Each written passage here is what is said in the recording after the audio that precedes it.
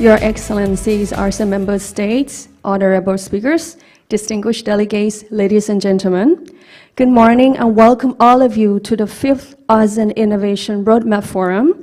My name is Chitri Klampong from the Ministry of Higher Education, Science, Research and Innovation, and I will be your MC for today's event.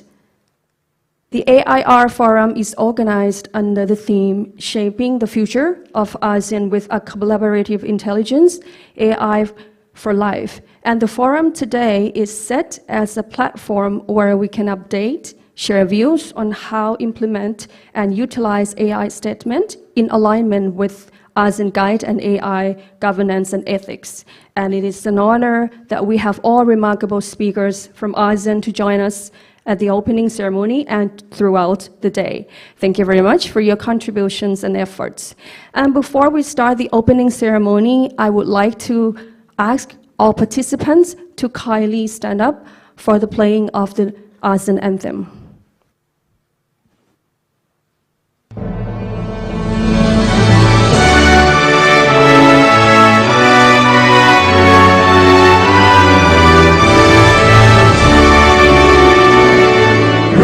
Our flag, high, sky high, and rest the pride in our heart. ASEAN, we are born as one, looking outward to the world. Oh, this our love from heaven is love, and foremost worthy of love. We have to be.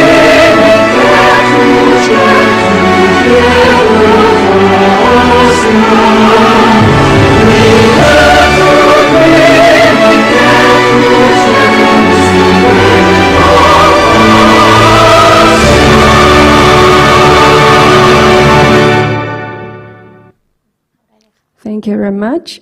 Please be seated. So before we begin officially, I would like to briefly inform you of the morning program. We will start with the opening ceremony, followed by 3 keynote address and a panel discussion. And for the morning session, you will hear the background on ASEAN Guide on AI governance and ethics, including best practices of Thailand in developing Thailand national AI strategy and open opportunities for future collaborations. So for now, may I invite His Excellency Mr. Pamsuk Satjapiwat, Permanent Secretary, Ministry of Higher Education, Science, Research and Innovation, and Thailand COSI Chair to deliver the opening remarks. Please welcome.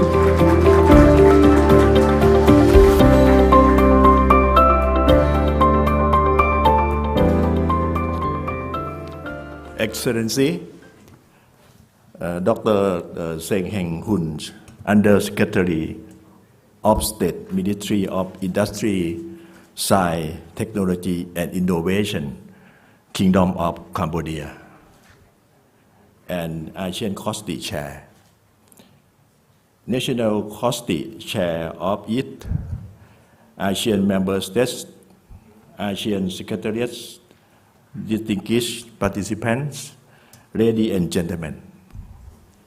On behalf of Thailand Ministry of Higher Education, Science, Research and Innovation, the Kingdom of Thailand, I would like to express my deep appreciation to all participants in attending the 5th ASEAN Innovation Roadmap Forum, shaping the future of ASEAN with collaborative intelligence AI for life. Present days, when thinking about disruptive technology, I believe that artificial intelligence AI will be one of the examples that pop up to our thought. From the machine learning to computer vision, AI becomes important when it provides a lot of advantage of economics, growth, and quality lives. In It enhances the speed, precision, and effectiveness of human effort with error reduction. As a result, technology and skill in AI are in high demand of industries. Recently, ASEAN has published the ASEAN Guide on AI governance and ethics, which serves as a practical and implementable tool to support the trust deployment of AI solutions. Later, the 20 ASEAN ministerial meetings on science, technology, and innovation endorsed the ASEAN AI statement, aimed to support the implementation of ASEAN Guide, leading towards digital community. This proves that ASEAN does not want to be left behind. However, AI ecosystems need to be established in ASEAN together with the development of human skills. At national level, Thailand has launched the 5th year's AI strategy and action plans from 2022-2027 aim to build effective ecosystem to promote AI development and application as a key mechanism to enhance the competitiveness of economics and quality of our people.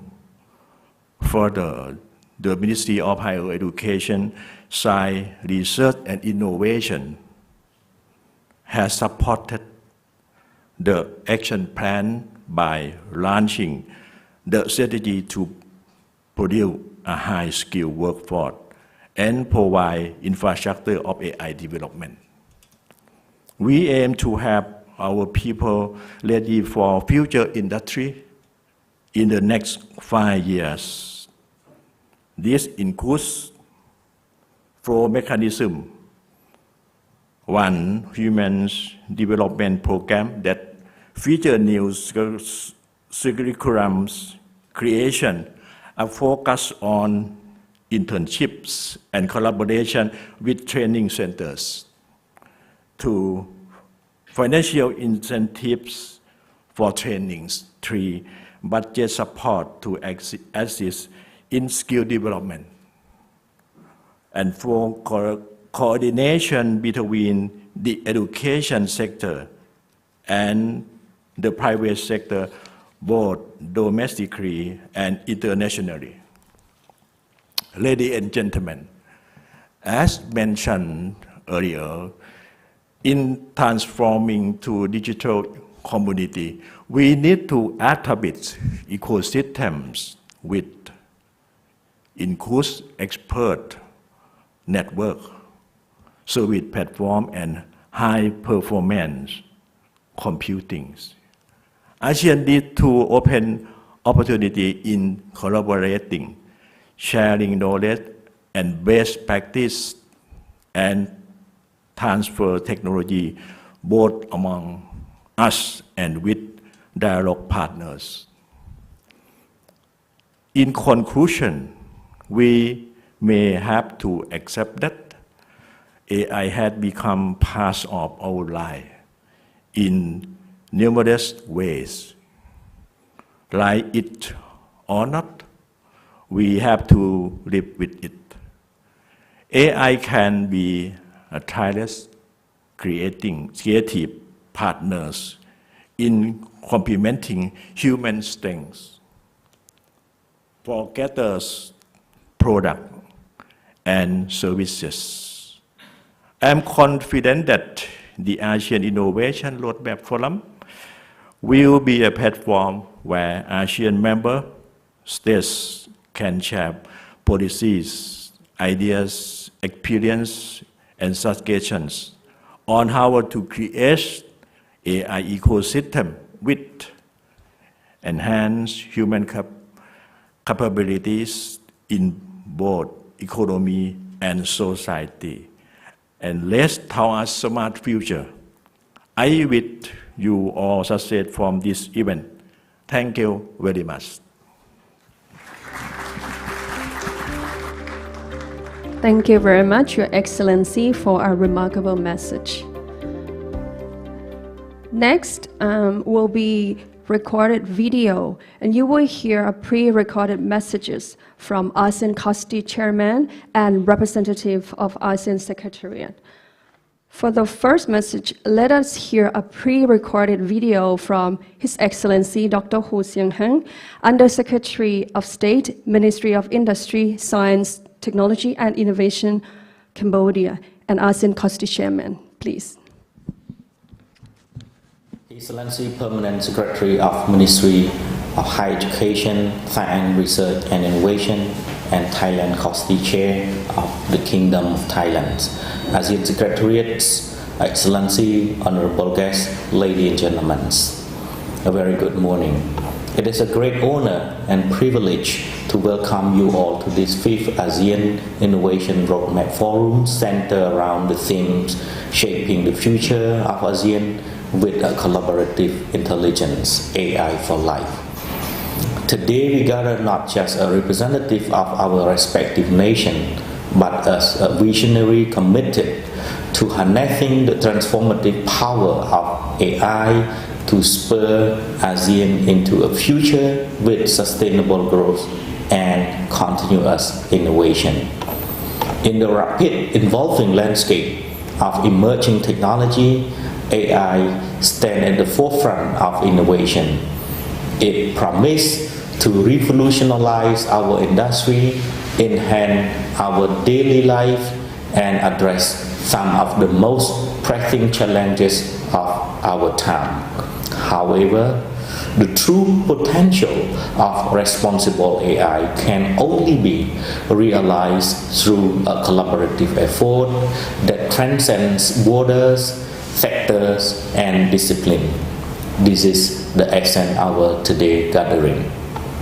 Excellency, ladies and gentlemen, ASEAN requires a collective effort in collaboration to leverage our regional growth.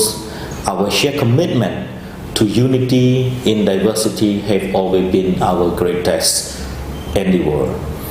By leveraging responsible AI with human-centered approach, from algorithm development to application, we can build on this foundation to achieve our vision of ASEAN, one community, one destiny that no single nation could accomplish alone with unforeseen challenges from emerging technology, including AI.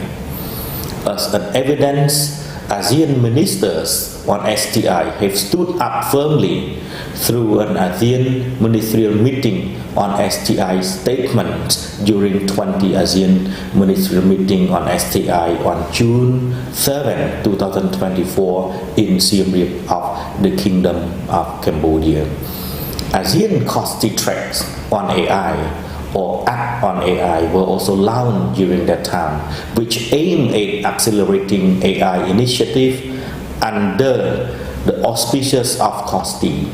The Act on AI have 5 initiatives, including 1. Discussion paper on the responsible development and use of generative AI in ASEAN. Number 2, ASEAN workshop on implementation of AI on carbon neutrality and blue economy. Number 3, Korea ASEAN AI development and startup competition 2024. Number 4, Korea ASEAN AI convergence and spread projects. And number 5, AI for sustainable development in ASEAN. Whether it is through improving industrial productivity, healthcare, advancing education, enhancing our agricultural productivity, or driving sustainable development, AI offer tools that can help us tackle our unique regional challenges with innovative solutions. However, to shape such a future, we must address the challenges that accompany the AI revolution. Ethical consideration, data privacy, and the potential for job displacement are critical issues that require our collective attention. We must strive our best to afford to create framework that ensure AI is developed and deployed responsibly with fearless transparency and inclusivity inside a national border in general and cross-border in particular. These require regional efforts on not only technical innovation but a strong governance and a shared commitment to the common goal. Finally, I would like to express my sincere thanks to Ministry of Higher Education, Science, Research and Innovation of the Kingdom of Thailand for organizing this 5th ASEAN Innovation Roadmap Forum. May you have a fruitful discussion. I am confident the outcome of the meeting will enlighten our regional collaboration in AI. Excellency, ladies and gentlemen, with my heartfelt wishes for good health, pleasant stay, and successful endeavor. Thank you very much. Thank you for the video. Next, may I have a pre-recorded video from Dr. Kanchana Wanichakorn, Director, Sectoral Development Directorate of ASEAN Secretariat, to share the opening remarks, please. Excellency Dr. Hao Seng Heng, ASEAN Costi Chair, Excellency Permsuk Satchapiwat, Thailand Costi Chair, Permanent Secretary of the Ministry of Higher Education, Science, Research and Innovation, Thailand, distinguished guests, ladies and gentlemen, greetings from the ASEAN Secretariat, Jakarta. Good morning and a warm welcome to the 5th ASEAN Innovation Roadmap Forum with this year's theme, Shaping the Future of ASEAN with a Collaborative Intelligence, AI for Life. First and foremost, I would like to extend my heartfelt gratitude to our gracious host, the Kingdom of Thailand, and particularly to the Thailand Costi Chair for their exceptional efforts in organizing this significant event. Your dedication and commitment have been instrumental in bringing us together for these 2 days of insightful discussion and fruitful exchanges.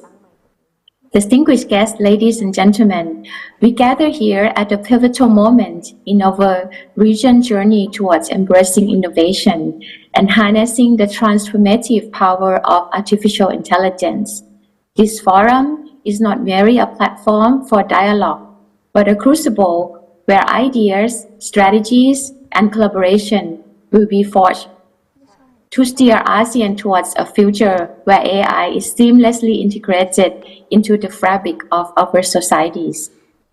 In the recent concluded 20th meeting of ASEAN Ministerial Meeting on Science, Technology and Innovation, or AMSTI 20, the meeting have endorsed the AMSTI statement on AI, underscoring the commitment of the region to unleash the full potential of AI in shaping ASEAN's future. Artificial intelligence holds immense potential to revolutionize various sectors from healthcare and education to industry and governance. However, as we navigate this dynamic landscape, it is crucial that we approach AI with a sense of responsibility, ensuring that its development and deployment are guided by ethical considerations and a commitment to inclusivity.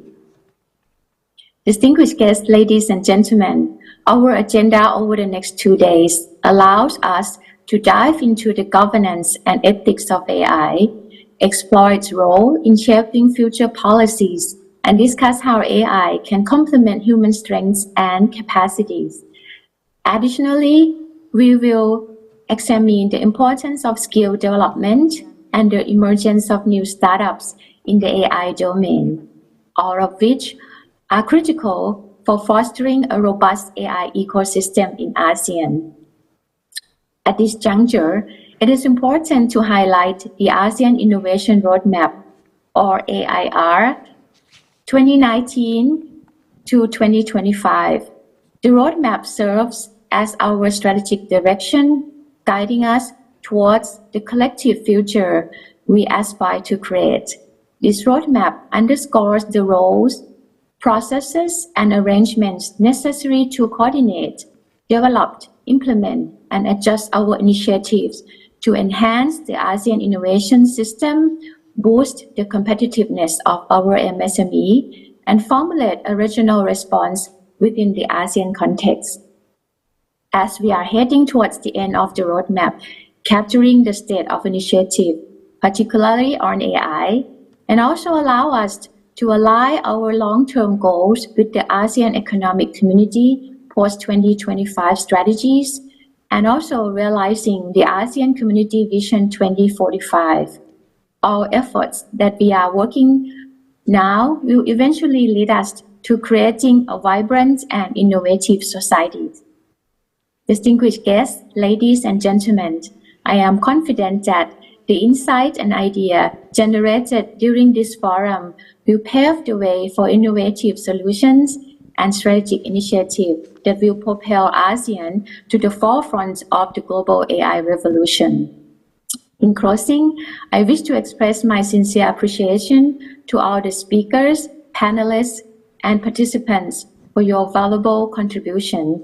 Your expertise and dedication are the driving force behind the progress we aspire to achieve.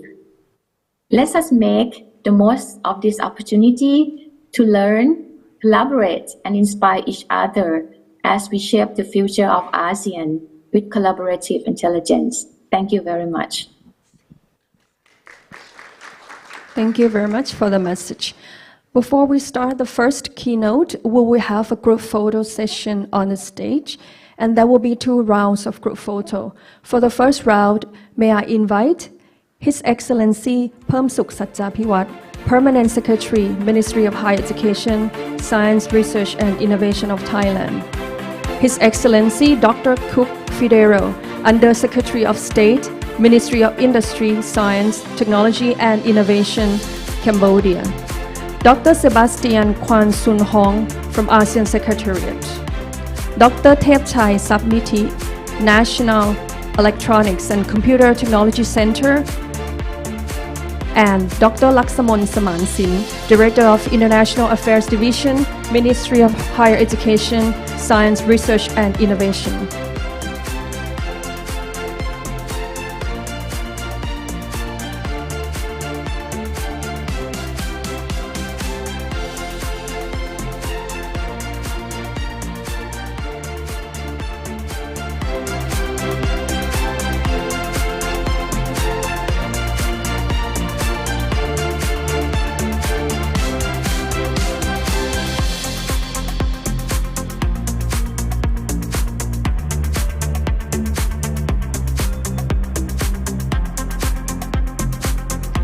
So kindly remain on the stage. And for the next round of the photo shot, I'd like to invite all the speakers to join the group photo on the stage, please.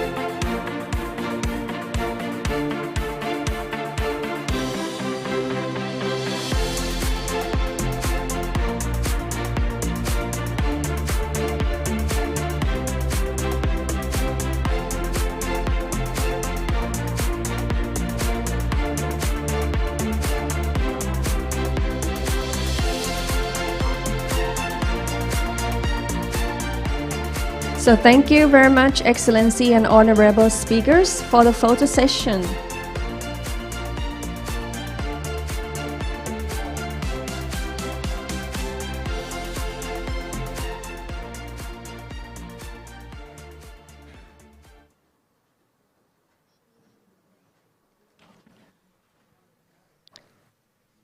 So ladies and gentlemen, we will start our first session with the keynote on ASEAN Guide on AI Governance and Ethics. And today we have a pre-recorded video from Mr. Harsmi Hamid, Senior Officer, Digital Economy Division, ASEAN Secretariat.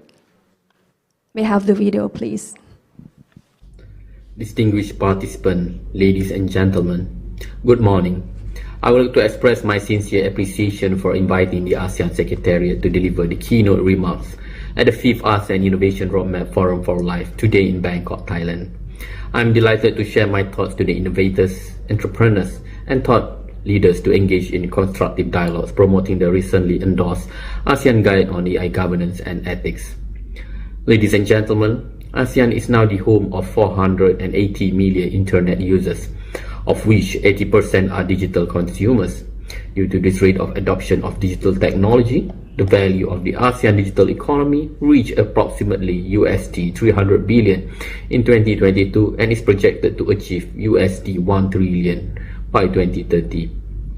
ASEAN is also ready to leapfrog its digital transformation with the launch of the ASEAN Digital Economy Framework Agreement, or in short known as DEFA, in 2023, with a view to concluding the negotiation by 2025. According to an estimation by BCG, a forward-looking and future-proof agreement like DEFA is expected to elevate the projected digital economy contribution of ASEAN up from $1 trillion to $2 trillion by 2030. Ladies and gentlemen, the global AI market is currently estimated to be worth $197 billion. with projection indicating to reach $1.8 trillion by 2030, expanding at a compounded annual growth rate of 37.3% from 2023 to 2030.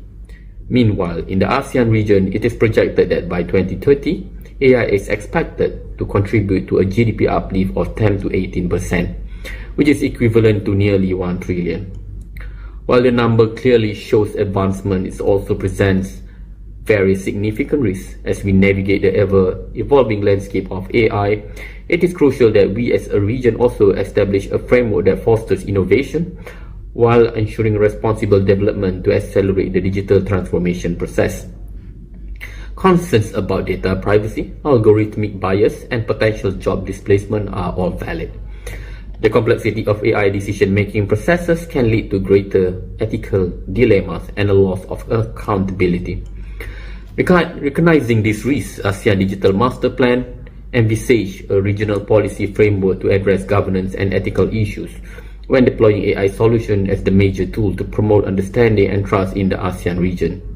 This is precisely why the ASEAN Guide on AI Governance and Ethics, with the 7 guiding principles, is a significant undertaking that strikes the balance between the economic advantages of AI technology and its associated risks. Ladies and gentlemen, today's forum with the theme Shaping the Future of ASEAN with a Collaborative Intelligent AI for Life is crucial for a whole community approach to developing a coherent AI regulation and standards across the region, ensuring consistency and facilitating cross-border cooperation. The partnership with various relevant stakeholders is key to establishing a robust regulatory framework and ensuring AI benefits for all. As such, allow me to elaborate on 3 potential collaboration areas. First, as AI use increases, it's crucial for ASEAN workforce to adapt and gain digital skills to work with AI systems. Public and private sector should collaborate to offer industry-specific AI courses, helping workers to understand the different AI systems and how their role will shift from manual tasks to operating this system. I'm happy to inform that several ASEAN member states such as Singapore, Malaysia, Indonesia, Thailand, and Vietnam have collaborated with industries and academic institutions to provide AI-related courses and training programs to develop AI talent aimed at enhancing digital skills and ensuring that industry-specific needs are met. Other AMS are are highly encouraged to adopt the same approach. Second, investing in AI research and development to ensure that countries are kept abreast of the latest development in AI and can implement cutting-edge AI solutions for national problems faced by end users. To do so, government should establish a platform for the research community, private sector, and government agencies to facilitate cross-pollination of ideas and healthy discourse on pioneering ideas and technologies. And lastly, as AI systems become more integrated into daily operations, it's crucial to protect vulnerable citizens from malicious use of AI, such as spreading of misinformation. Government should boost public education on AI and its risks, and collaborate with the private sector to launch awareness campaigns through roadshows, social media, and public forums, educating citizens on responsible AI principles. Ladies and gentlemen, under DEFA, ASEAN has identified cooperation on emerging topics as one of the provisions which specifically mention AI, with the goal of establishing mechanisms for regulatory cooperation to address relevant standards and regulation. Additionally, the ASEAN Digital Senior Official Meeting (ADGSOM) is also currently developing the ASEAN Responsible AI Roadmap, set to be finalized in mid-2024, which will complement and enhance ASEAN Guide on AI Governance and Ethics by providing actionable steps for ASEAN policymakers and stakeholders to create ideal conditions for responsible AI to flourish in the region. ASEAN has also endorsed the establishment of the ASEAN Working Group on AI Governance, or in short known as WGAI, to discuss pertinent issues related to governing AI and promote safe and responsible use of AI, which shall emphasize on the importance of developing AI that respect human rights, ensure transparency, promote inclusivity, and uphold privacy and data governance. The working group is currently expanding the ASEAN Guide on AI Governance and Ethics to include guidelines for generative AI. This new section will address the unique risks of generative AI and adapt existing principles for its responsible use. The updated guide will be presented for approval at the 5th ADG Min in Thailand in January 2025. Within the above context, I encourage custody to actively contribute by forming partnership with the newly established ASEAN Working Group on AI Governance to address pertinent issues related to AI governance and promote the safe and responsible use of AI. Ladies and gentlemen, in closing, the ASEAN Guide on AI Governance and Ethics serves as a compass, guiding us towards a future where AI empowers our region. With your commitment and expertise, I'm confident that ASEAN can be a global leader in responsible AI governance. I wish you a fruitful discussion at the forum today. Thank you. Thank you, Mr. Hamid, for the informative presentation. So the next keynote is on AI statement, Navigating the Future, which is the results from the 20th ASEAN Ministerial Meeting in Siem Reap, Cambodia. And it is honored to have His Excellency Dr. Cook Fidero, Under Secretary of State, Ministry of Industry, Science, Technology and Innovation, or MISTI, Cambodia. His Excellency, the floor is yours.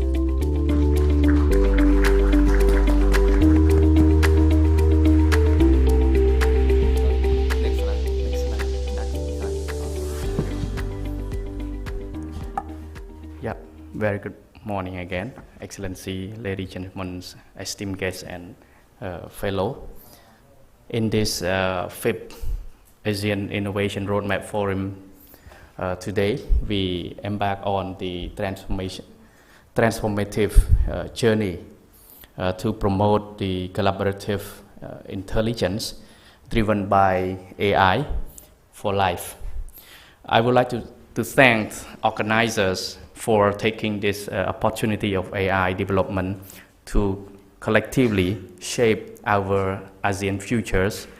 Let us explore how technology can empower us to create a positive impact, enhance sustainability, and uplift community across our vibrant regions.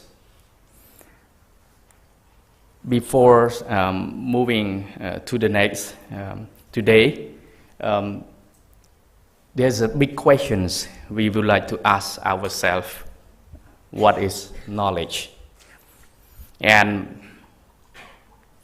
today, we delve into a fascinating world of epistemologies, the theory of knowledge. As its core, epistemology is a combination of a theory of belief, theory of truth, and the justifications. And these three elements often used to define knowledge in the classical epistemologies and are typically expressed in a tripartite analysis of knowledge as justified through belief. And if we go deep, the belief is a mental state in which an individual believes a proposition or premise to be true. And it is subjective, vary from one person to another. The truth is typically understood as the correspondence between a belief or statements and the actual state of affair in the world. And a belief is considered true if what is claimed corresponds to the realities.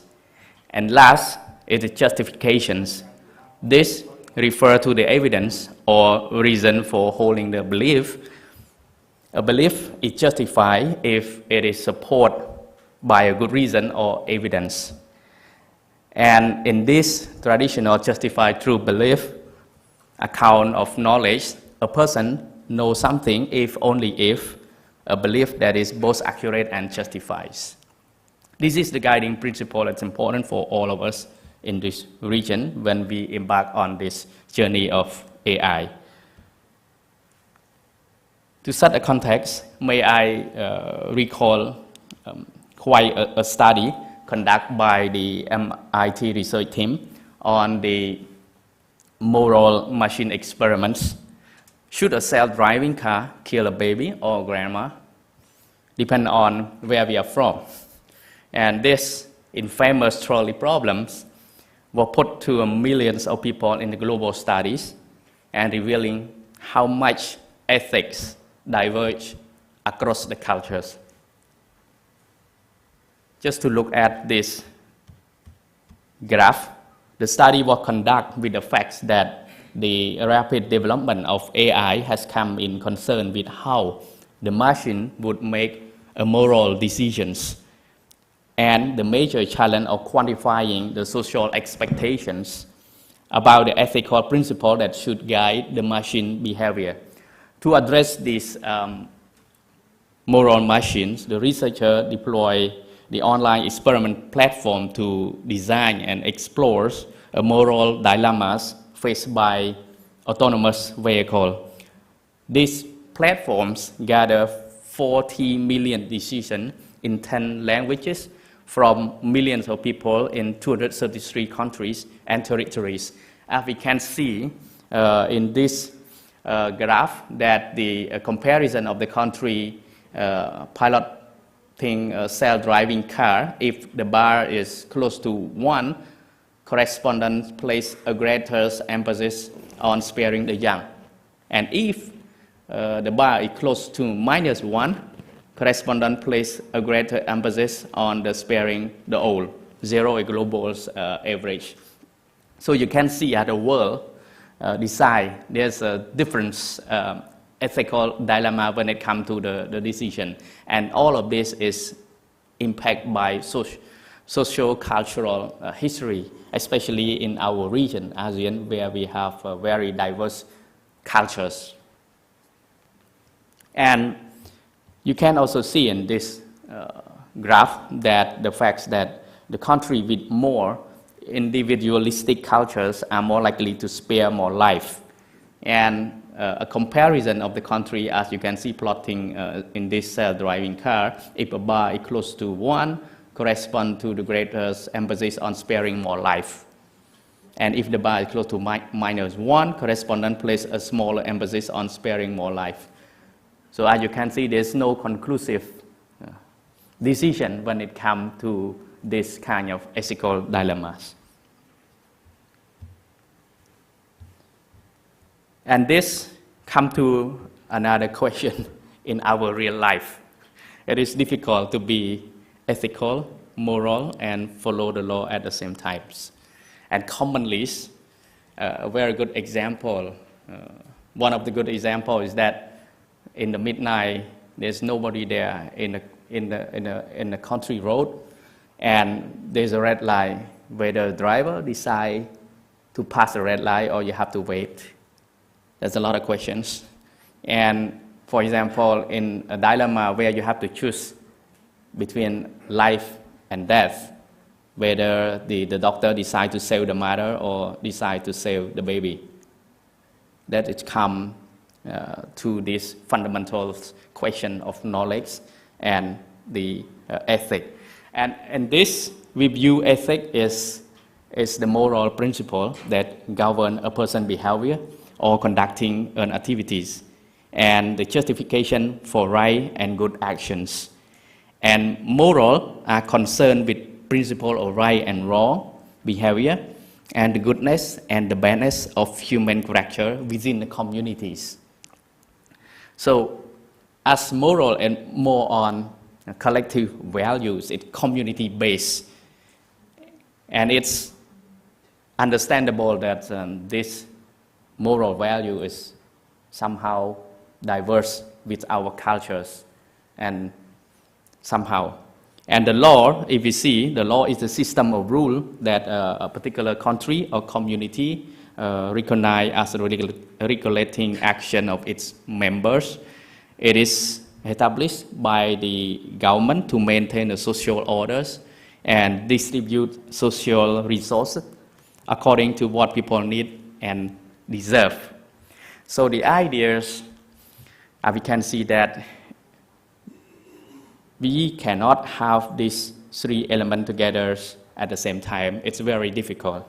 And hope that human society can achieve this harmonization between the ethic, moralities, and law. So, with that, may I highlight a few points on a recent ASEAN ministerial meeting on science, technology, and innovation statement on AI. Of course, we see the benefit of AI on the economic impacts. We see a lot of opportunity there, and we understand that AI has the transformative potentials. It's a tool. It can impact different sectors, different landscape, as far as we learn how to use it effectively and to serve the social, economics, and ethical challenges. And we see also, we're glad to have the AI governance guides as the ASEAN's guide on AI governance and ethics, so as the fundamental document to ensure the effective governance and responsible AI development and deployment in the regions. We also note that there's a need for capacity developments. A few actions and initiatives have been taken, for example, AACT, and also focus on the expanding regional AI capacity developments. We have also other initiatives discussed on a paper, generative AI, for examples. And we have also the ethical principles, a commitment to uphold ethical principles in AI development and deployments, ensuring transparency, fairness, inclusivity, and respect for human dignity. Ultimately, we want to have ethics, moral, and law as the harmonized systems. And for that, again, there's some moral dilemma. Just a while ago, an example, different countries may choose to decide different things when it comes to machine learning or AI development and deployments. And just to give another example, during the last meeting in Siem Reap, we have a workshop with Stanford AI Human Centers, and they conduct a large survey, and they found that there's no judgment. It's just information, no judgment, no, They found that lady tend not to trust AI more than men. Men seem to trust AI, ChatGPT, and they can use it with trust. But lady, no. So they asked the audience why the lady don't trust AI, and some of the audience just raised their hand and answer simply because most of AI developed by men. So it's understandable. It's very related that women still don't trust 100% men. So this is funny, but it's a fact that as you can see in science, technology, innovations, we need more women in STI, so that this kind of AI development can reflect the society, socio-cultural values that's beyond the machine, beyond the codings. And for that, the guiding principle for AI governance and ethics, we can see here, and we have the document already in ASEAN, transparency and explainability. It's a black box. How can we explain that? The decision, for example, just an example, the car can decide to kill who, depend on who is the coders, from which country they are from. So the self-driving car may decide to hit who on the road, for example. And fairness, equity, security, and safety. In this cyberspace, AIs go beyond the physical borders. They don't go through the immigration office like we do when we land in Bangkok anymore. So how we collectively secure and to ensure the safety of our region, to ensure the best benefit of our peoples. And it must be human-centric. And we must have the privacy and data governance. That's also a big question for the governments. Maybe some countries do not have this law on the privacy or data governance yet. So it's a big question. It's a big question for our lawmakers also to understand from this virtual reality, from this artificial intelligence. And accountabilities, integrities, and last but not least, the robustness and the reliabilities of the AI and of this machine. There's many ways we see that there is opportunity for ASEAN future collaborations. For example, as we do today, we have a discussion on the AI, we engage different stakeholders, and should be more on the AI policy discussion and workshop. And these are good opportunities for ASEAN public and private sector collaborations. I'm glad to see here more stakeholders from different sectors, different from researcher, academic, government official, private sectors, maybe the public or the belief. The belief comes from the religions. That is difference that not commonly seen in the workshop when we discuss or when we make law on AI. Did we really take the substance of belief, or for example, the core value of our social cultural value, for example. There's a belief there. And we should continue to advocate for ASEAN guide on AI governance and ethics. We need times and need engagements and extend our hands to different stakeholders in the regions. And again, I thank the organizer for making this happen, and I see very vibrant stakeholders, and I hope to have more people from different fields, from different backgrounds, so that we can advocate this ASEAN guide on AI governance and ethics. And of course, we need ASEAN technology transfers. When it comes to AI, it goes beyond the borders. A lesson learned, a good platform which could be shared, which could be promoted as the ASEAN platform. Whether we want it or not, the private sector will go very fast. And in certain countries, the government still come up to the gray zone, where what it is, whether they decide to have the guidance, legal instrument or the laws. So that's we need that kind of platform to facilitate, to collaborate among ASEAN member states. And also, we need the most important is education and skill development for AI advancements. And not to forget again, it's the question of knowledge and the question of ethics, moral, and laws when we start to think about development and deployment of AI. And with that, it comes the most important time, the role of ASEAN Committee for Science, Technology, Innovation, ASEAN COSTIS. And the strategy is 3C, very simple. It's collaborations, collaborations, and collaborations.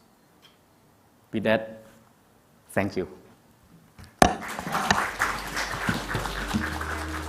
Thank you very much for the wonderful presentation.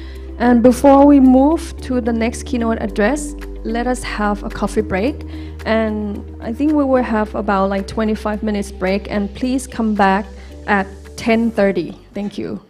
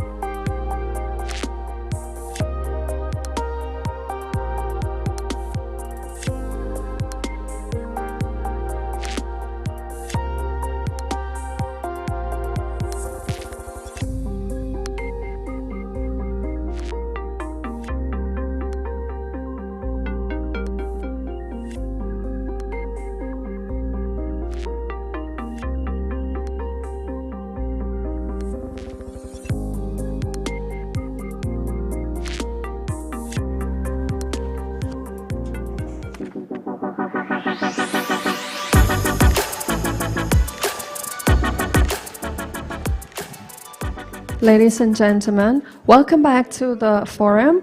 And the next session will focus on AI policy in shaping the future of collaborative intelligence. And today we have Dr. Thepchai Sapniti, Research Group Director, Artificial Intelligence Research Group, National Electronics and Computer Technology Center, or NESTA, Thailand, who will share with you on Thailand AI strategy and human resource development on AI. Please welcome Dr. Thepchai to the stage.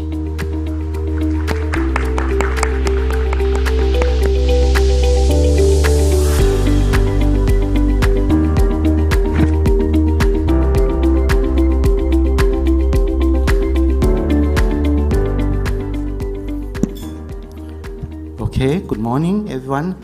I would like to share some experience on the AI Thailand policy implementation. First of all, this is firstly when we try to start to develop the AI strategy, we found some problem like we lacking the human resources. We have some place we have data and some place we have not enough data. But one thing is that the data is not integrated each other. That is why it's quite difficult to develop the AI. And also, since we still have lack of data and we have small number of in-house development in the business, that is why the movement of AI is not good enough at the time. And we think that if we have developed some kind of like a policy, it might helpful in order to build up all of things. It's come up with the AI Thailand policy that we would like to enhance the Thailand to get a good ecosystem for AI. And we have 5 strategies. The first one is the strategy about the LC that try to develop the mechanism to make the people understand more in terms of ethics and others common interest, common understanding of AI.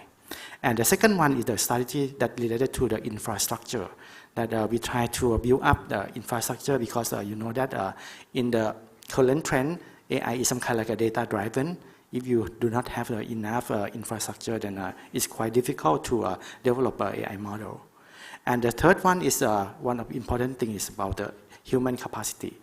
We know that we lack of the human capacity, then we would like to add more mechanism in order to get more people in AI. And the fourth one is research, development, and innovation. After we get the first 3, then it's come up with we have more research, more innovation based on that. And the last one is something like to utilize and make use of AI. This strategy is have a unique things because it's come from 2 ministries. One is the Ministry of Higher Education, Research, Innovation, and another one is come from the Ministry of Digital Economies.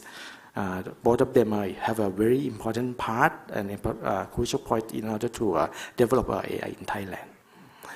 And also we concentrate on the ecosystem by thinking about the supply, demand, and the linking between supply and demand, and use the 5 strategies in order to fill up the AI ecosystem. Okay, by using the infrastructure and research and development and workforce, enhance the supply side and promote and give the people to understand the AI in terms of ethics and legal, and we try to link people between them in order to fill up the ecosystem. And we concentrate on 10 target sectors in this slide. That we have government sector, trade and finance, logistics, transport, safety, security, tourism, education, agriculture, food, medical and healthcare, energy, environment, and industry. Then 10 sector is the main sector that we are concentrating on.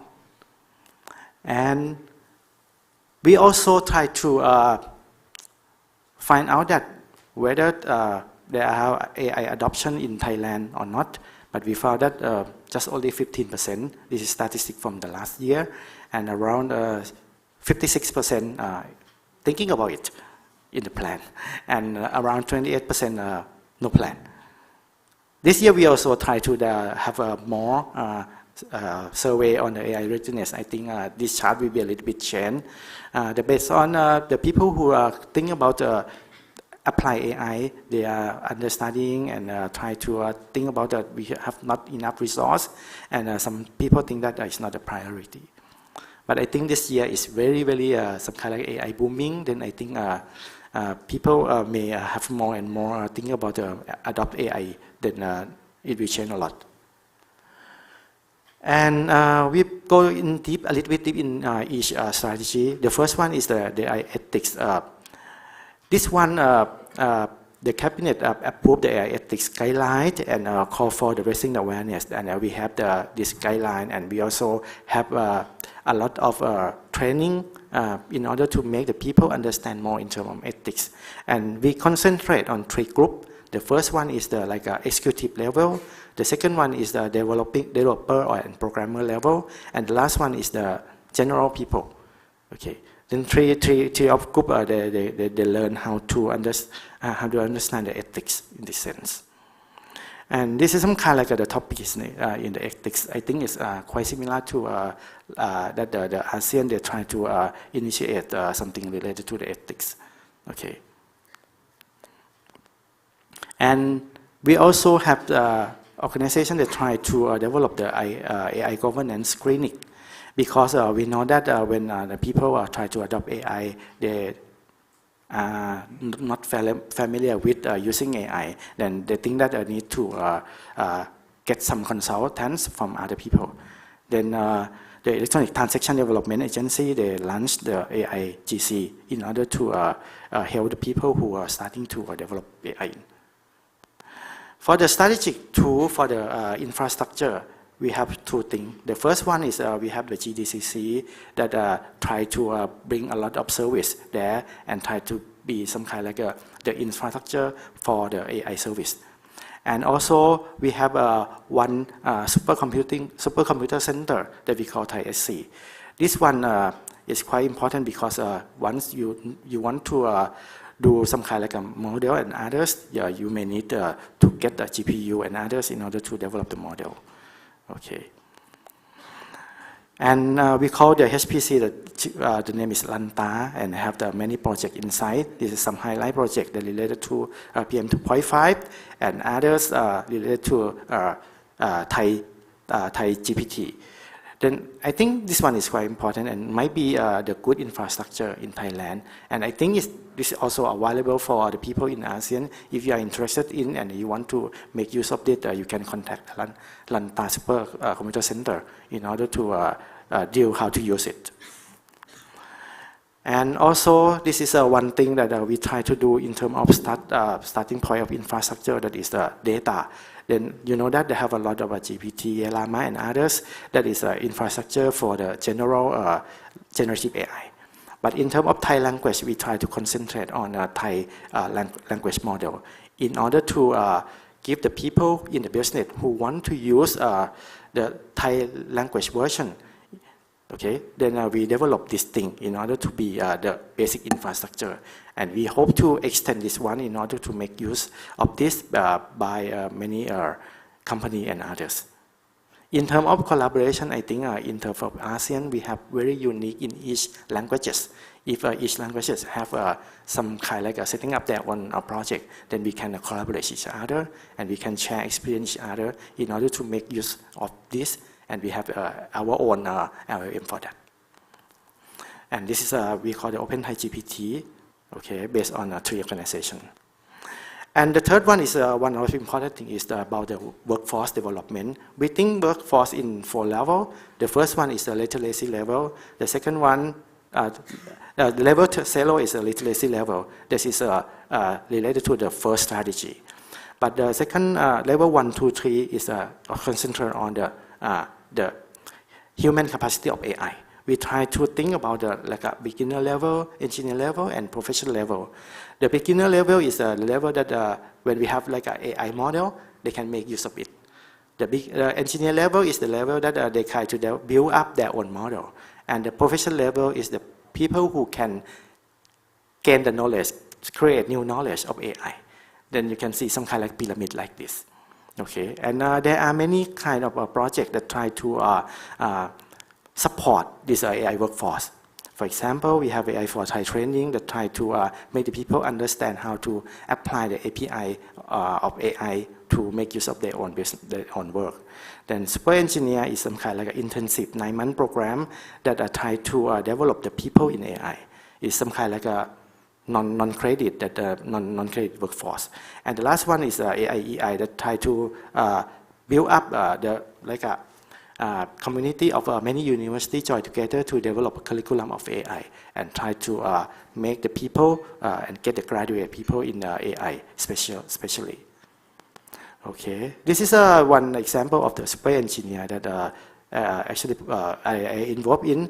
I have some kind of like 3 levels. The first one is the level that try to make the people do it in online, and after that then they go to the camp for 2 months, like an intensive camp, and after that they go to the learning with some company or some organization for 2 months, and after that they show the result of it. This some kind of like the 9 months is quite intensive. And one of interesting is that we can see some kind of like the progress of the people who are interested in AI. In the first year, we have around 2,000 people join in this registration. The second year, we have 5,000, and the third year, we have more than that, like 15,000. You can say that the number of people who are interested is increasing, very rapid change. And we found that based on this kind of thing, this year, this is the 4th year, we have around 8,000 people join in order to register. And then it comes from all provinces in Thailand. That means that it's spread on in not only in the main capital, but it's spread out in many in the regional too. Okay, and we get the fundamental AI, image processing, signal processing, IoT, NLP, and big data. You can say that it's some kind like a various kind of AI inside. One thing that is interesting is that when we try to apply in domain, in each domain in AI, by using AI, the AI, we think that we use data science, we use image processing and others, but this camp try to get the people know everything. And we found very good improvement on that. Okay, and this is some kind of like we have the MOOC that is some kind of like the AI course. We have around 180 hours.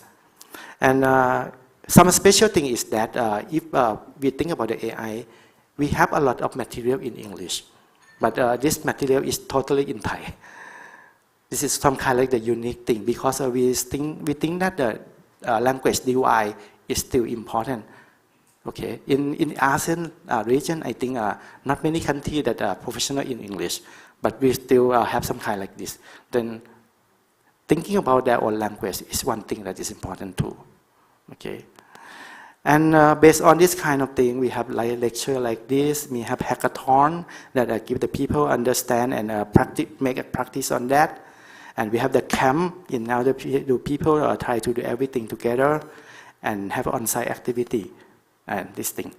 And we found one interesting thing like that. When the people try to do the camp, our mission is that make the people try to do the practical.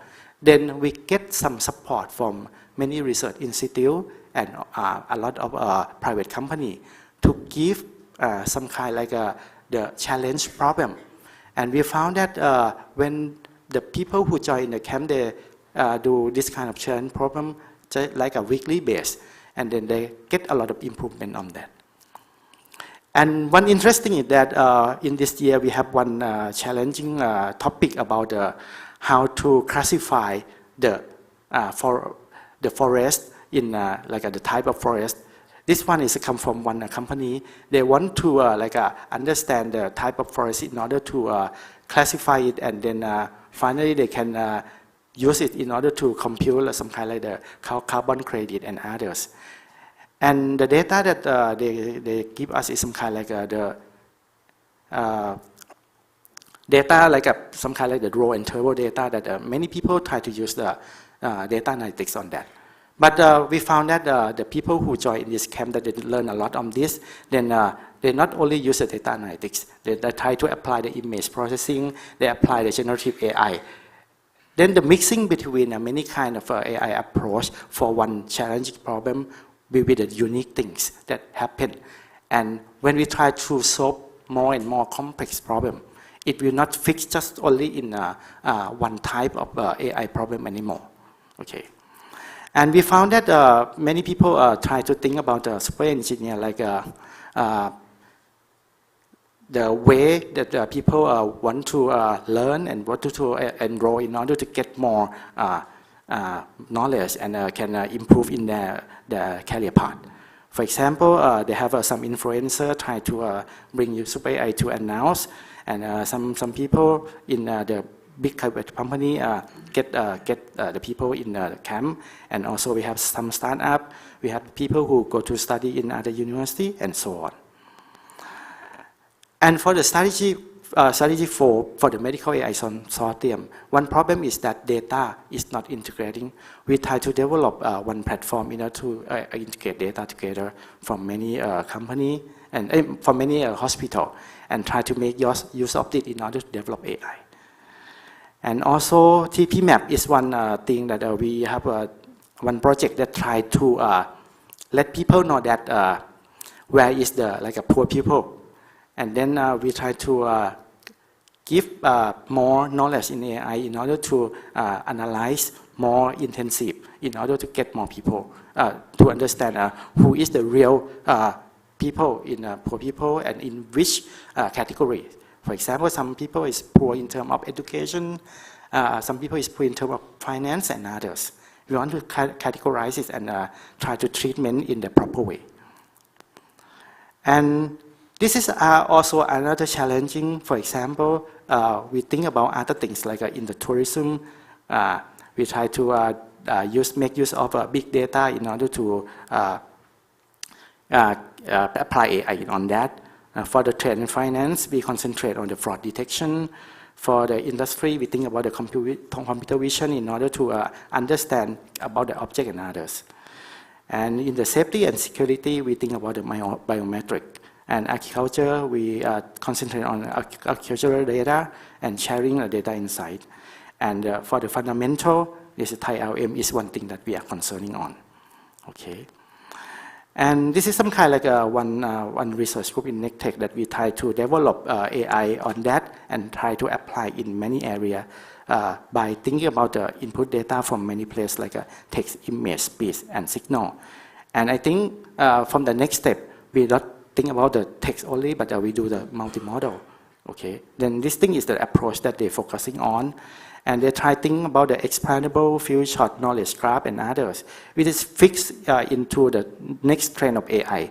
Because in the next trend of AI, we do not think about just only the performance of AI. We think about the responsible AI or good AI.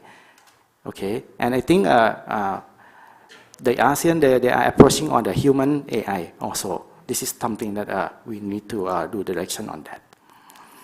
And for the landscape in Thailand, we also have some kind like a regulation and guideline that make from many institute organization. But the concentrate on this thing is that we think about the AI standard compliance, but we do not think about in terms of law, because it's not easy if we have a law like Europe. Then it will disrupt a lot of companies who try to build up their own business based on AI.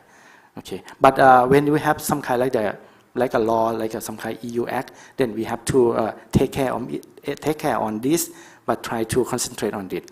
But we do not plan to have this kind of the regulation like that. But we try to have the guideline more and more in order to make use of people and make the people who try to do the AI in the company understand the law and try to aware of this. And we hope that if we comply both of things in the landscape of Thailand, not only in the 10 sector, but also we comply with some kind of guideline like this, I think we can make use of this based on the policy, standard, and others, and to make it become more sharp and sharper. And based on many things that we are working on, currently in Thailand, we have many adoption based on the guideline of ethics, based on the AI policy plan and others. And this is many people who join together. And we also think in terms of professional. We have some kind like a very important conference here in this August that ChatGPT is the originate from this conference. Then if you are interested, you might come to visit to know what is the advancement of AI in the current state. And also, one thing before we finish, we would like to give you know that when we think about the top 10 global risks in 2024, the number one is the climate, but the second is AI. That means people are aware how to make use of AI properly. Then two things that I think is a theme in this is that responsible AI and human AI. We think that we have a mechanism to do this for people, it may be good. And finally, I would like to convince you because in terms of human power of AI is lacking. If the ASEAN, we can join together and we can build up the more people in terms of human capacity of AI and make the people go to the proper way. It may be strengthen our community together. Okay, thank you so much. Thank you very much, Dr. Thepchai, for your informative presentation. So next, we will move to the first panel discussion. While waiting for the stage to be set, allow me to introduce you to the next session on create ecosystem on AI as a complementary of human strength and capabilities. And in this session, you will hear the views, experiences, and case studies on how human and AI work and support each other to improve capabilities and strength. And the speakers will also exchange ideas on mechanisms to create awareness that AI has on economic growth and quality of life. And today, it is our honor to have our speakers with us. The first one is Dr. Ladprao, Executive Vice President, Digital Economy Promotion Agencies, Thailand. Dr. Franz A. De Leon, Director, Department of Science and Technology, Advanced Science and Technology Institute, the Philippines. And Dr. Suran Paknarit, Deputy Director General, General Department of Science, Technology and Innovation, Mystic, Cambodia. And our moderator for this session is Dr. Prachya Bunkwan from National Electronics and Computer Technology Center on NECTEC, NASDA, Thailand.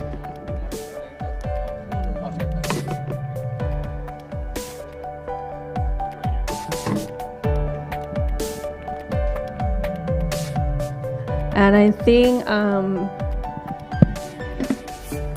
our speakers and our moderator is now ready on the stage. Ladies and gentlemen, please welcome our moderator and speaker on the stage, please. And now I'd like to hand the floor to Dr. Prachya to proceed. Thank you. Hi, good morning, everyone, and welcome to the first panel discussion. Today, I'm very honored to host this panel discussion. And the topic for today is very interesting. It's actually intrigued me in a very different way. So the topic is create ecosystem on AI as a complementary of human strength and capabilities. And yes, so without further ado, let's get on with the program. So we're gonna start with the first talk by Dr. Ladprao. His title will be Human and AI Collaboration as a Complementary Team Performance. So without further ado, please. Hi, can you bring up the PowerPoint? I just put together some ideas this morning to sharing about what in terms of Thailand, what we see is in terms of the co-creation between AI and human, how they can coexist together, and how we can drive a policy to support the interaction between human and AI as well. So I think Dr. Chepchai already mentioned about the national AI policy, and if you look into Thailand especially, and I think the whole region as well, you can see that actually we are facing a number of challenges and also new opportunity as well in terms of how we can utilize AI to help with the starting from economic development to problem and major problem solvings in various ways. For example, if you look in the trend, there are several trends like that we have to face with. For example, here in Thailand, we are a very savvy country for digital nomads, and a lot of people right now in Generation Z, they are going to be a digital behavior, digital first behavior. So we are dealing with new generations. People are different. We still have a problem like generation gaps and digital divide as well that we have to deal with. And then we have to deal with things like green transition. People are promoting ESG, and this is very important issue for the years to come. And actually, it requires a lot of investment as well. That despite the current situation, that for example, like Thailand is still facing the problem with the economic situation as well. And then we are entering into aging society, especially in this country. We are already in aging society, and we will be in the super aging society very soon. So these are very big problems. If you think about, we have to put a lot of resources to deal with the problem that we face. But actually, I think because of the AI, then we can use this technology to help us mitigate some of the problems with the efficiently use of the resources as well. So, for example, also the transition in the economic structure in Thailand, we are promoting the Thailand 4.0 policy for a long time, and right now we are trying to drive the country into innovation-driven economy. But what we already are still facing is that a number of indigenous sectors, like including industry, agriculture, and tourism, there still are lack of use of technology still. They are not gone through a full transformation in terms of digital technology yet.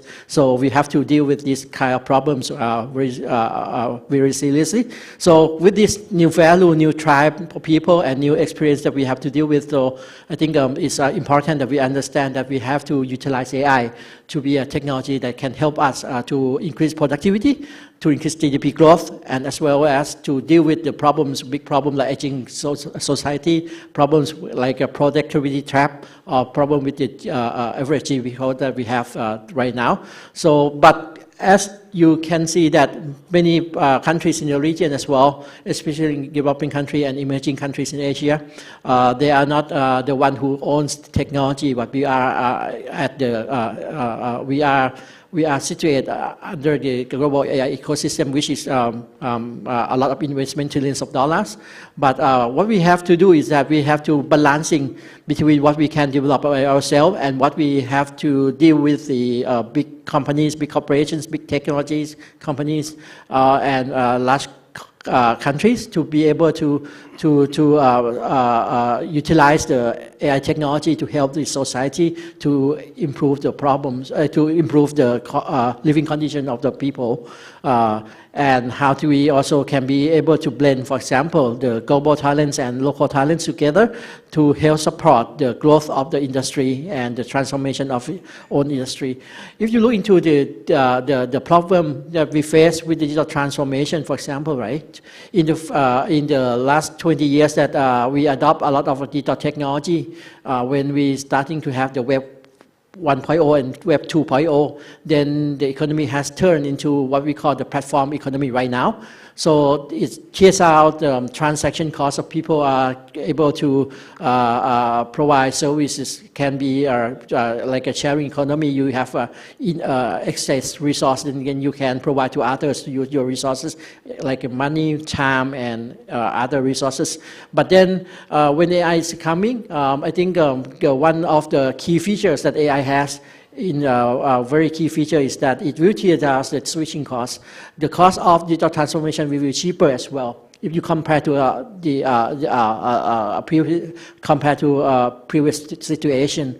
And when the switching costs, I mean when you can just be able to adopt the AI technology to transform your business, for example, then it will help the countries to be able to achieve high productivity goals if you compare to other technologies that have implications that might be, you can have the labor productivity growth for 1 to 2% a year, but for AI, the study shows it may be able to increase 10% a year, for example. This is a huge amount of, huge opportunity that each country can adopt, but then you have to deal with the mindset of the people in the country. There are some people are still fearing with the AI technology. Some are not certain what AI technology will give, but we have to equip them with the abilities that they can see AI as an opportunity that they can work together with AI, not feeling that they will be replaced by AI.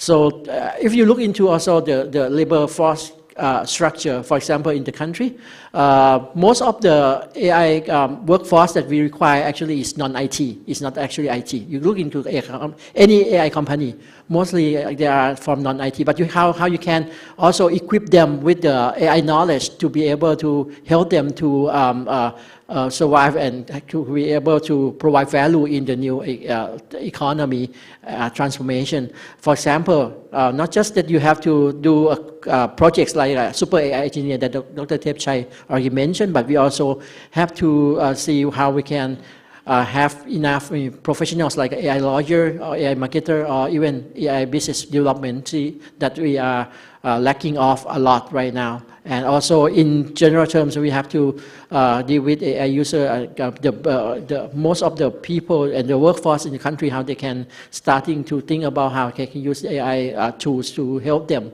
with the improvement in their works as well. And then there's some knowledge that is really important that they have to have, like a contextual knowledge, technical knowledge, and then we have to develop them with equip them with the logical skill, and also to make it differences, to make this creativity skill for everyone. And then for AI talent for Thailand, for the planning right now, we are still lacking of the AI manpower in the country. So we have to dealing with, for example, like a lot of AI talent movements from other countries as well, from the West especially, how we can facilitate them to be able in the country right now. So we are issuing, actually this government already issuing a number of new visa type to facilitate the movement of the talent. For example, last 2 weeks we just announced what we call the Destination Thailand visa, that we will allow digital nomads to be in the country. Previously we don't have that visa, and people are coming in a lot, but they're coming as a tourist, as a travelers, and then they have to do the visa run every 90 days or 120 days, for example. But right now we have a number of visas that we can provide for them, and then we are doing some of systematic improvement in terms of how we can equip new generations and people in the workforce with a new skill, with the AI skill. We are providing some of tax and non-tax incentive for them to be able to do reskilling and upskilling as well. And for business, they have to use the new roles, how they can transform, identify with the use case, and then adopt some, evaluate, and starting to learn how they can start to use AI. For us, Digital Economy Promotion Agency, the role, we actually work with a number of partners, especially startups, and a number of platform providers to be able to help us to transform all the engineering sector in Thailand. And also we're trying to create the demand for the AIs and digital technology use as well, with the promotion of projects like smart cities across the countries.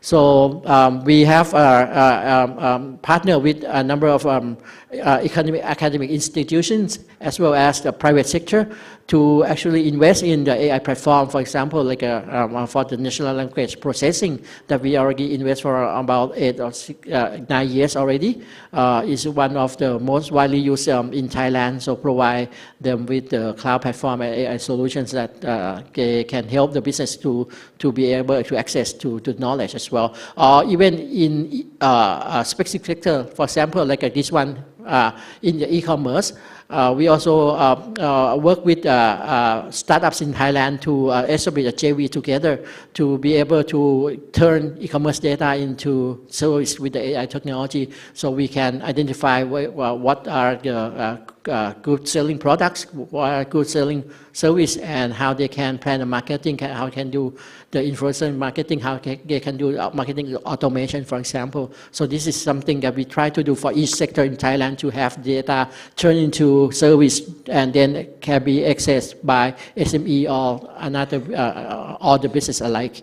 So we also establish some of the mechanisms. For example, we have right now what we call Thailand Digital Catalog, where we actually certify the AI as a service and other digital technology service as well on this catalog to have the qualified service that they can enter into government market, which is huge. So we use the government markets as a provide the incentive for people to access to public market with a special treatment, and also we provide the private sector with tax and non-tax incentive if they starting to use this AI technology and as a service as well. So boosting the demand of the service in the country. So what we try to do is systematically we try to come up with a new solution and matching between the demand and supply side together, as well as try to empower our manpower to be able to utilize the AI technology to drive the business and growth of the economy as well.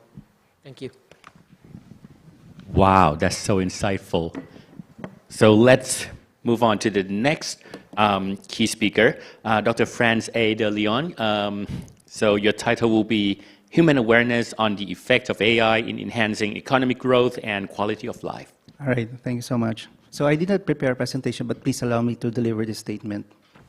So as we stand at the threshold of a new era in technological advancement, the ASEAN region finds itself uniquely positioned to harness the power of artificial intelligence.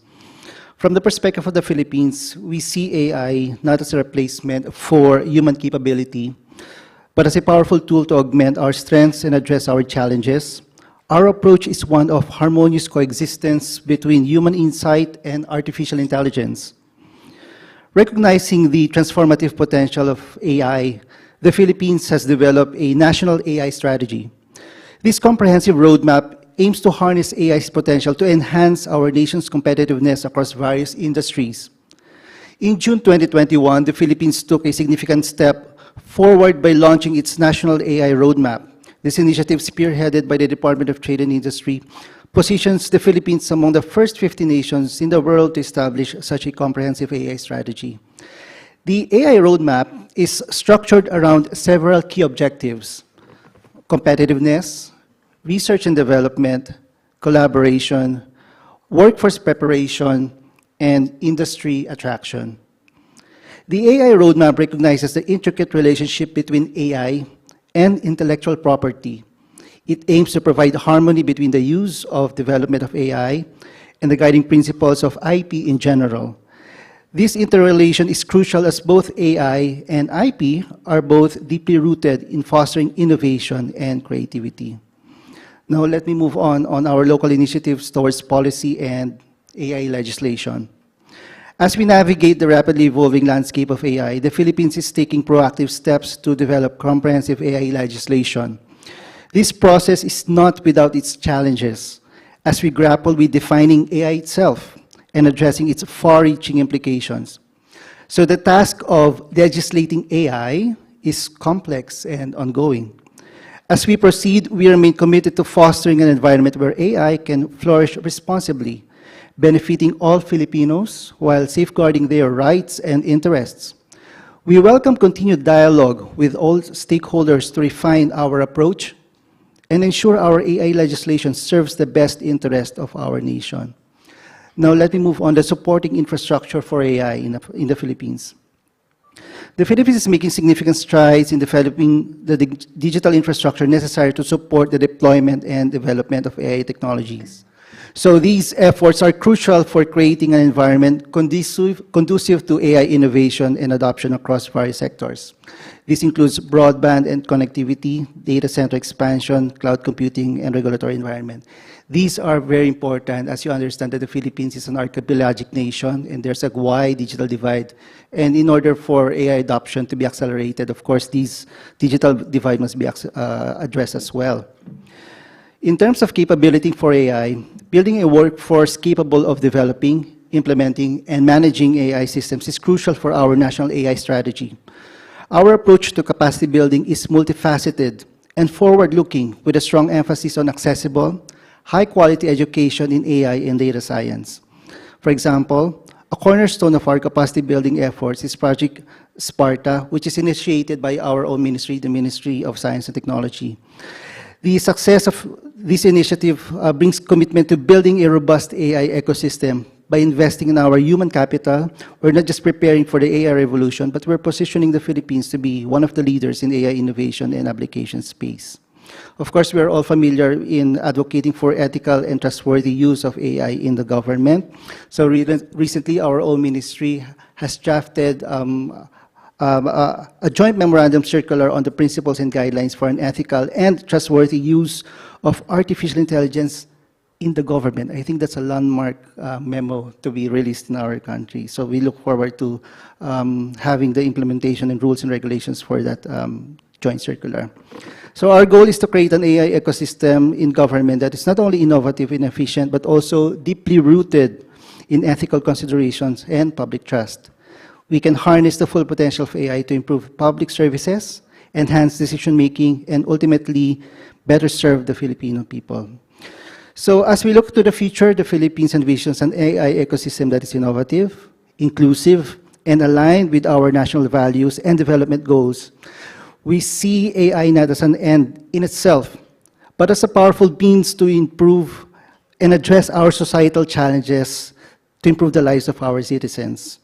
So the Philippines is committed to creating an AI ecosystem that complements and enhances human capabilities by focusing on robust policies, supportive infrastructure, innovative applications, capacity building, and ethical use. We are laying the groundwork for a future where AI and human intelligence work in harmony to create a more prosperous, equitable, and sustainable society. So thank you, and we look forward to working together for a brighter AI-enabled future for the ASEAN region. Thank you so much. Wow, thank you very much. Okay, and the last keynote speaker will be Dr. Saran Paknarit. Yes. And your title will be Essential Infrastructure for AI Development and Application. Okay, thank you, moderator, and a very good morning, and thank you for having me. For me, I would like to talk about the essential infrastructure for AI landscape in Cambodia. When we talk about AI, actually it is very in the nation state. It means that we are still developing infrastructure as well as a regulatory framework to support AI in Cambodia. And for the government of Cambodia, actually we try to build up, lay the foundation to support AI landscape. For example, we have the policy framework we call Cambodia Digital Economy Society Policy Framework 2021 and 2035 to support, to build up Cambodia to become a digital society and economy by 2035. And regarding the essential infrastructure, I would like to raise some importance that we are still looking for to develop. For example, digital connectivity and internet access. Like you know that when we're talking about AI, we cannot, let's say, miss the digital connectivity and internet access. That's why the government of Cambodia try to, broaden the coverage of digital connectivity. And in the recent year, we can see that the coverage is very fast growing in the city. However, it still has a gap in the rural area. And in this regard, the regional government of Cambodia try to bring the broadband to the rural area as well as to brought the, let's say, the computer lab as well as the connectivity to the student in the rural areas. And one more thing I would like to talk about data infrastructure.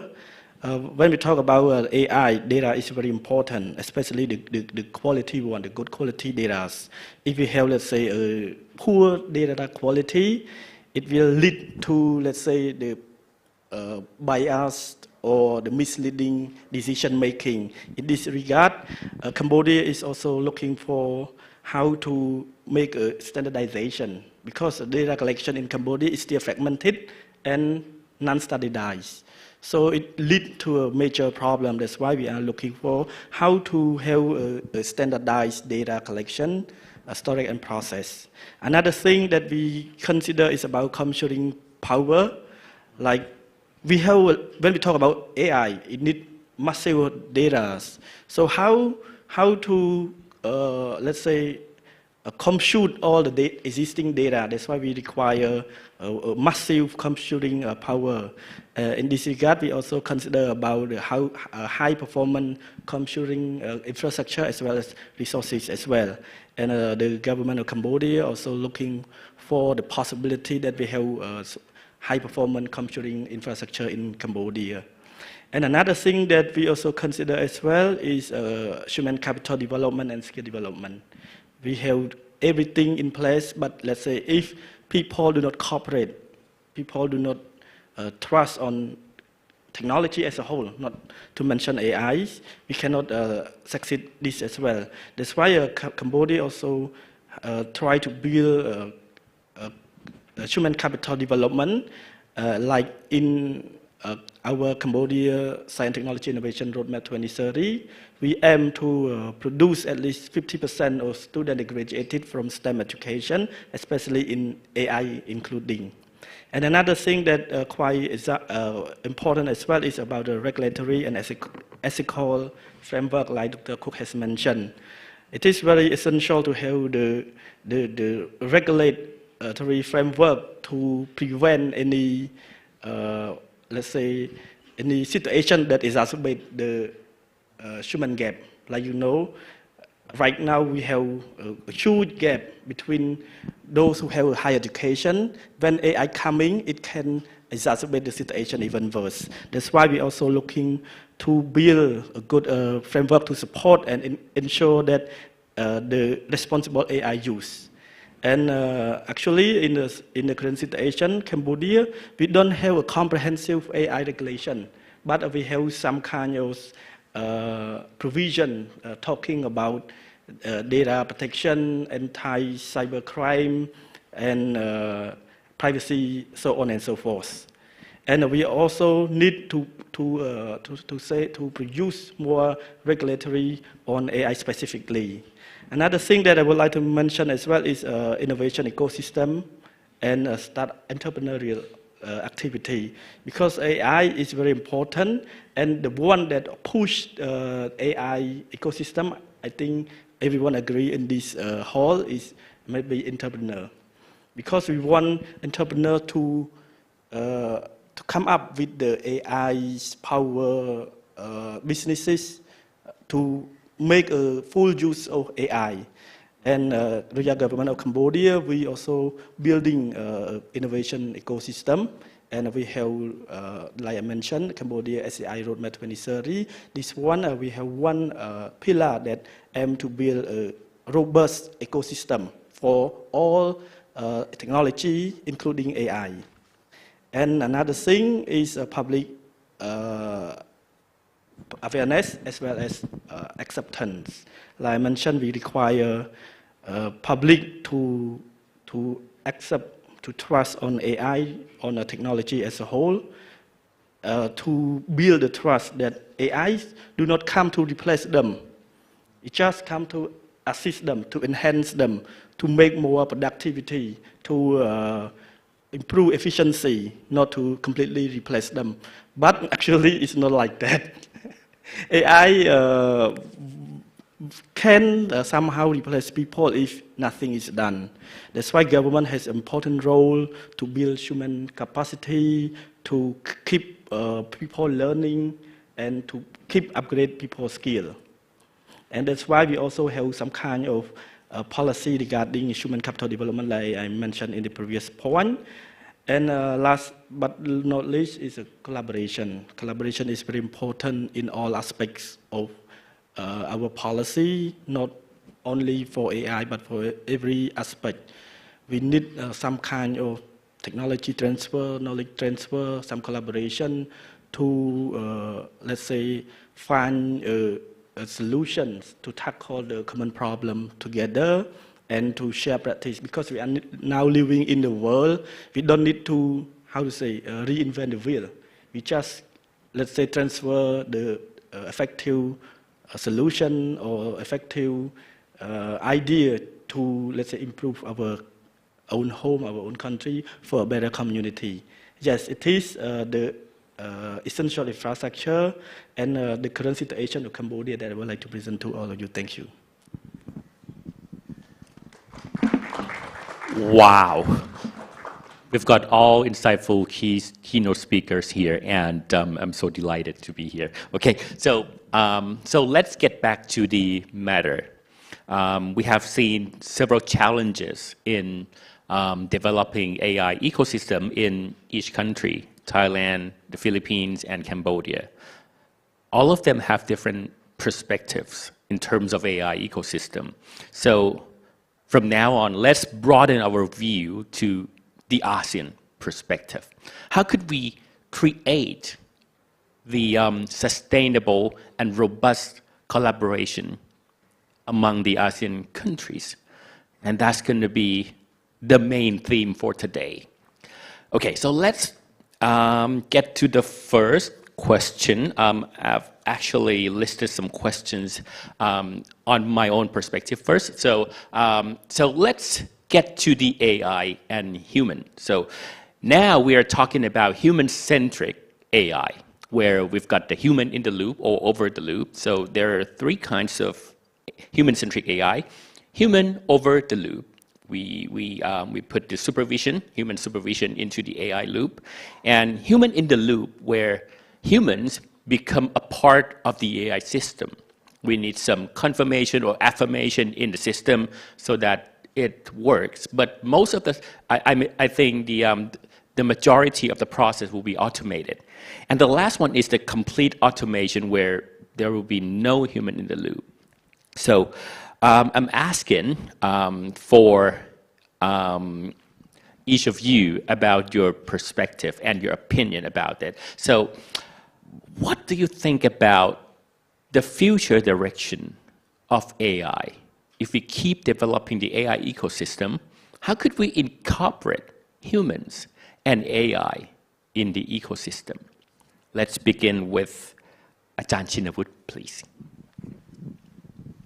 I think for ASEAN, actually, as I already mentioned, that actually a lot of technologies, the AI technology has been developed by the big companies and big technology. We are not able to have that enough resources if we want to create our own AI system as a whole. I think for us, we better try to position ourselves how we can utilize the technology in a good way. That means that when we talking about the AI and human, we first have to talk about the things like safety and security of the human as well. So the thing is that if you want to build trust between AI and human, then you better have to start with the governing framework that we can facilitate the work between the tools, between the system and the human as well.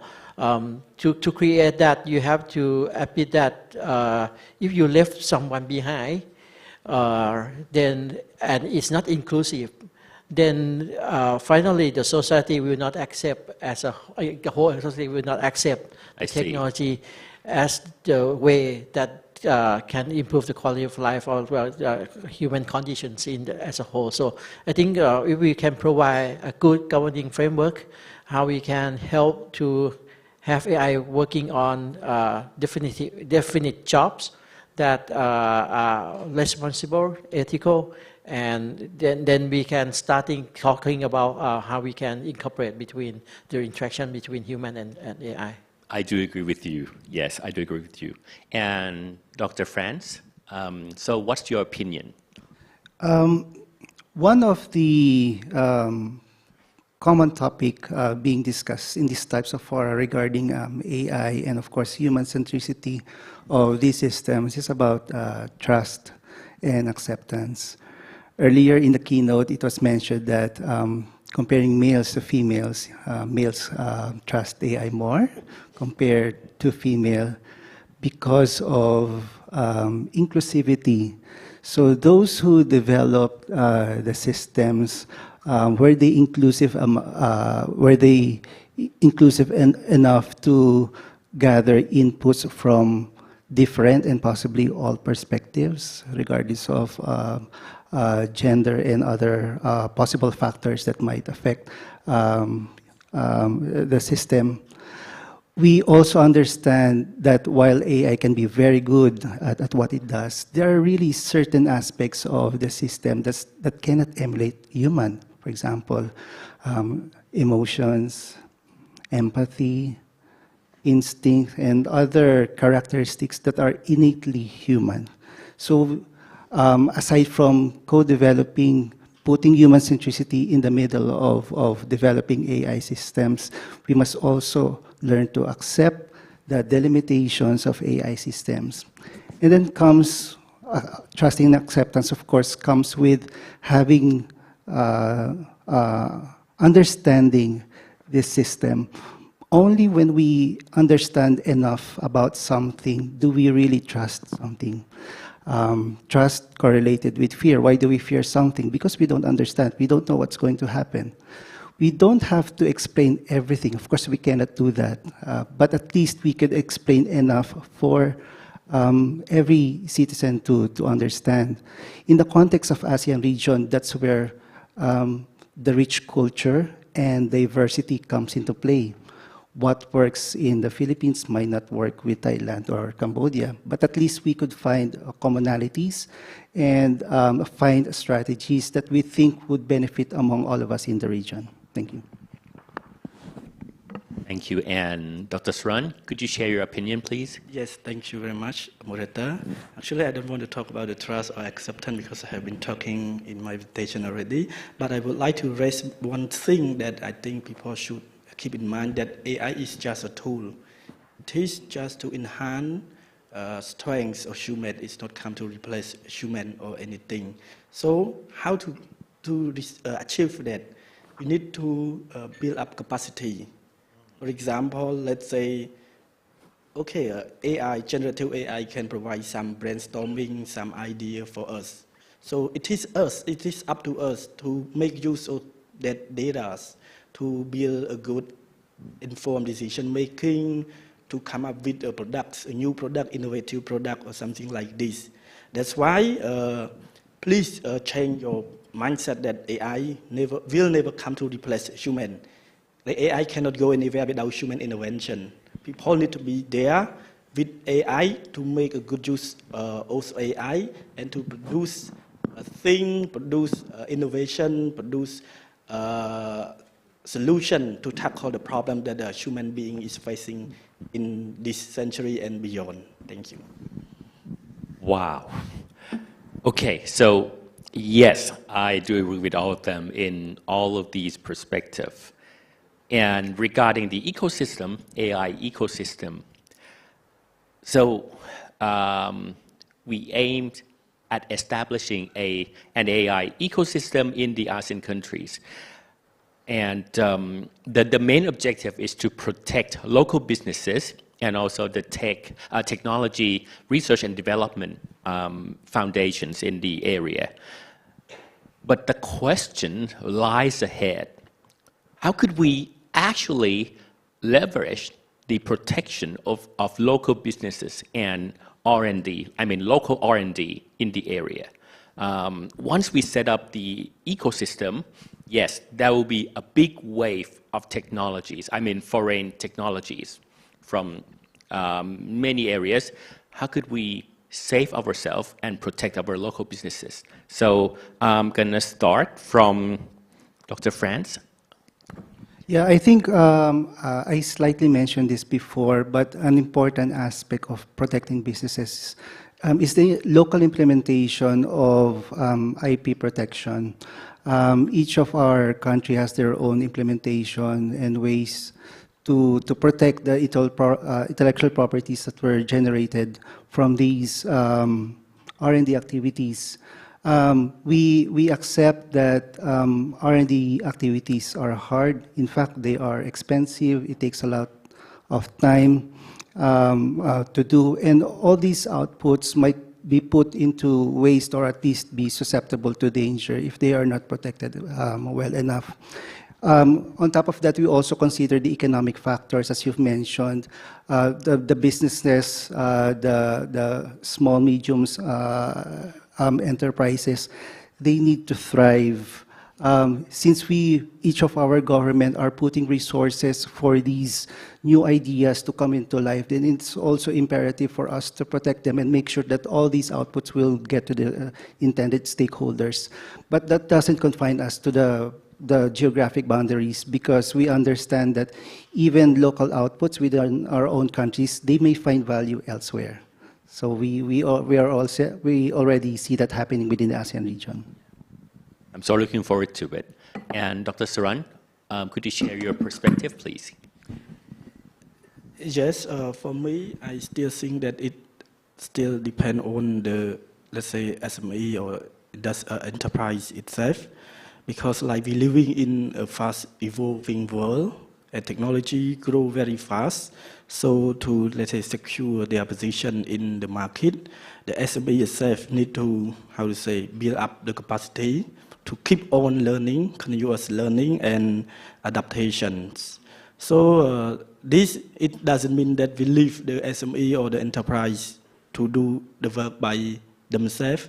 We, the government, also need to support to build a regulatory framework, to build a favorable ecosystem, to support them in terms of, let's say, capacity building, in terms of human capital development. And one more thing that I would like to emphasize as well is the collaboration, because we live in the world that collaboration is very essential. No one can live alone. SME also as well. They need to collaborate with, let's say, university, research, development, to, let's say, find a good solution to employees to deploy in their production line, to improve productivity, to keep relevance. Because like you see, in this current situation, many SME, many tech companies has collapsed because they are not ready to let's say, to adapt to new technology, to improve themselves, to connect with other actors in the innovation ecosystem. That is my opinion. Thank you. Wow. And Ajahn Chinnawood, could you please share your opinion, please? Yeah, I think to help the country to be able to I wouldn't say protect. I would say how they can. I will focus on more on what's like a partnership and co-creation. If you look into the region, especially ASEAN, in the past few years, you can see that it's a flux of investment, new foreign investment in terms of AI infrastructure into the region. So actually, this is the region of opportunity. So I think the things that we have to understand is that if we can help all the businesses, especially for SMEs or micro enterprises, to be able to equip with knowledge and capabilities that they can deal with the new technology, then we can mitigate the problem that we were going to face. And actually, as the region itself is right now one of the hottest, region in the world, and actually in terms of stability, economic prosperity, and all the things, I think we are in the good position to have the good bargaining power to you can see that all of the big case that announced for setting up academies, training a lot of people. I think that the luxury that we have in the region, that we can bring the resources, not just within the region, but also from outside to the region to be able to help us to transform all the sectors, all the business in the region to be able to come up with a new innovations or solutions to live up in the new era of AI transformation. And actually, if you look also into a number of corporates in ASEAN, right now they are adjust themselves very fast. They actually try to not just to as a follower, but they try to lead the movement in terms of how they can use the AI transformation to bring in a new economic opportunity for them. I think this, if we can create networks of businesses, we can create network of corporates, we can create network of the government agencies together in ASEAN to have the new common goal on how we can, as a region, how we can develop the AI and that are proprietary to us in some sectors, and how we can, if we can leverage that proprietary technology to serve the world as well. That's, I think, very important for us to not just be the one who are as a user, but also as a creator as well. I concur with all of the speakers here. We can think about it as a protection, but also as the opportunity of foreign investment. So this is where we should start. We should think about protection and also opportunity. And this is going to be my last question before I'm going to pass the Q&A to the audience. So the last one is regarding the data connectivity and computing infrastructure. So this is actually one of the main challenges for AI ecosystem, where when we talk about, let's say, digital transformation, first we need the connectivity. And I would like you guys to share some perspective or opinions about how to develop or encourage the development of the AI infrastructure in the ASEAN region. So I'm going to start from Dr. Saran, please. It's a very tough question. Actually, this is also a problem in Cambodia as well about infrastructure, because, like you know, we are a developing country. We have limited resources, but let's say every agency, every ministry, they tend to develop their own resource to build their own infrastructure, and it is very, how to say, repetitive or something like this, and we don't have a standardized data that I mentioned earlier. That's why we're also looking for, how to say, National Science Technology Innovation Council serve as a governing, let's say, coordinating body to coordinate with all the relevant agencies that, let's say, we should use these limited resources to, let's say, have only one infrastructure that have a standardization or something like this, that we can make a good use of these resources. I think similarly, ASEAN region should embrace the same approach. We should, let's say, have one governing body, coordinating body, that we should talk together how to build, let's say, a good infrastructure for AI, because if, let's say, each country to invest for their own AI infrastructure, it spends a lot, and we cannot ensure the standardization as well. Let's say Thailand has their own protocol or something like this, Philippines have their own way, Cambodia has our own way of data protocol, something like this. It somehow wasted and not successful. That's why I think maybe we need more collaboration, more understanding, and more, let's say, strive together, have a mindset to strive together, not to compete each other. We should have a governing body that, okay, bring all the country on the table, and we talk together how to have, let's say, regional or center AI infrastructure. This is my opinion. Thank you. Okay. Ajahn Chinnawood, what's your opinion? I think there are several conditions that we have to dealing with, not just when we talk about having this AI infrastructure in the country. We have to talk about the green energy, for example. We are talking about the connectivity, like a submarine cable, and all the connectivity that we have in the region.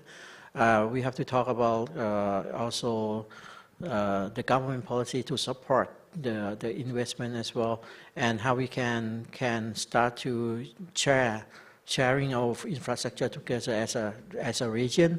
I think there actually in terms of the investment flow into the region, I don't have any. I mean, I don't have any question about whether there will be more and more investment into the regions.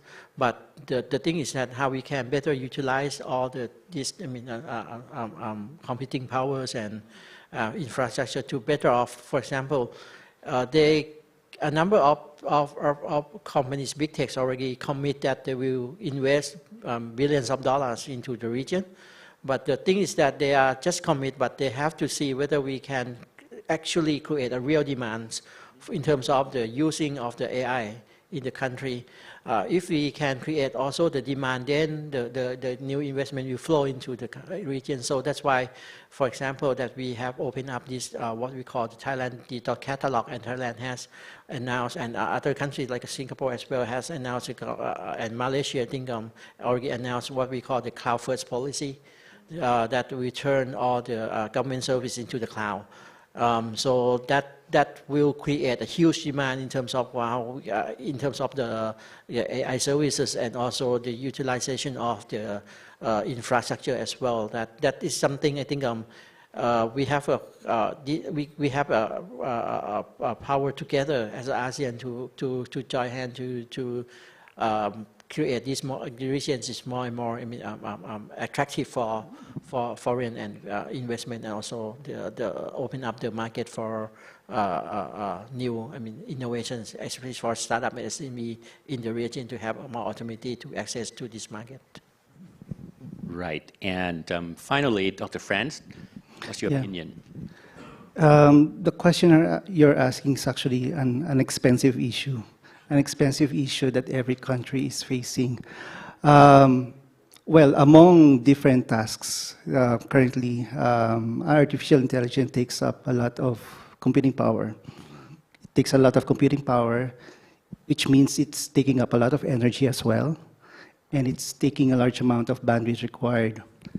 In the Philippines, our Ministry of Science and Technology, have invested into key infrastructure.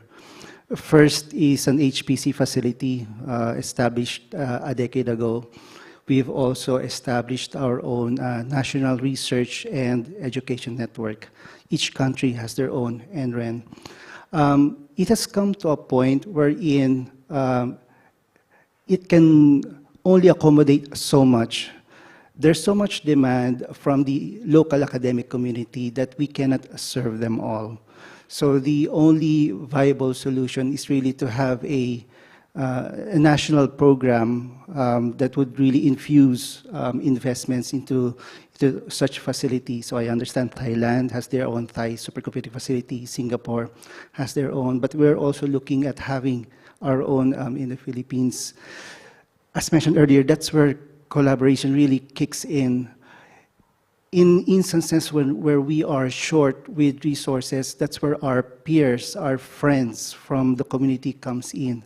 For example, fortunately, we really have a good relationship with some Japanese agencies, kind enough to provide us with large international connectivity to the Philippines, 100 gig, another 10 gig.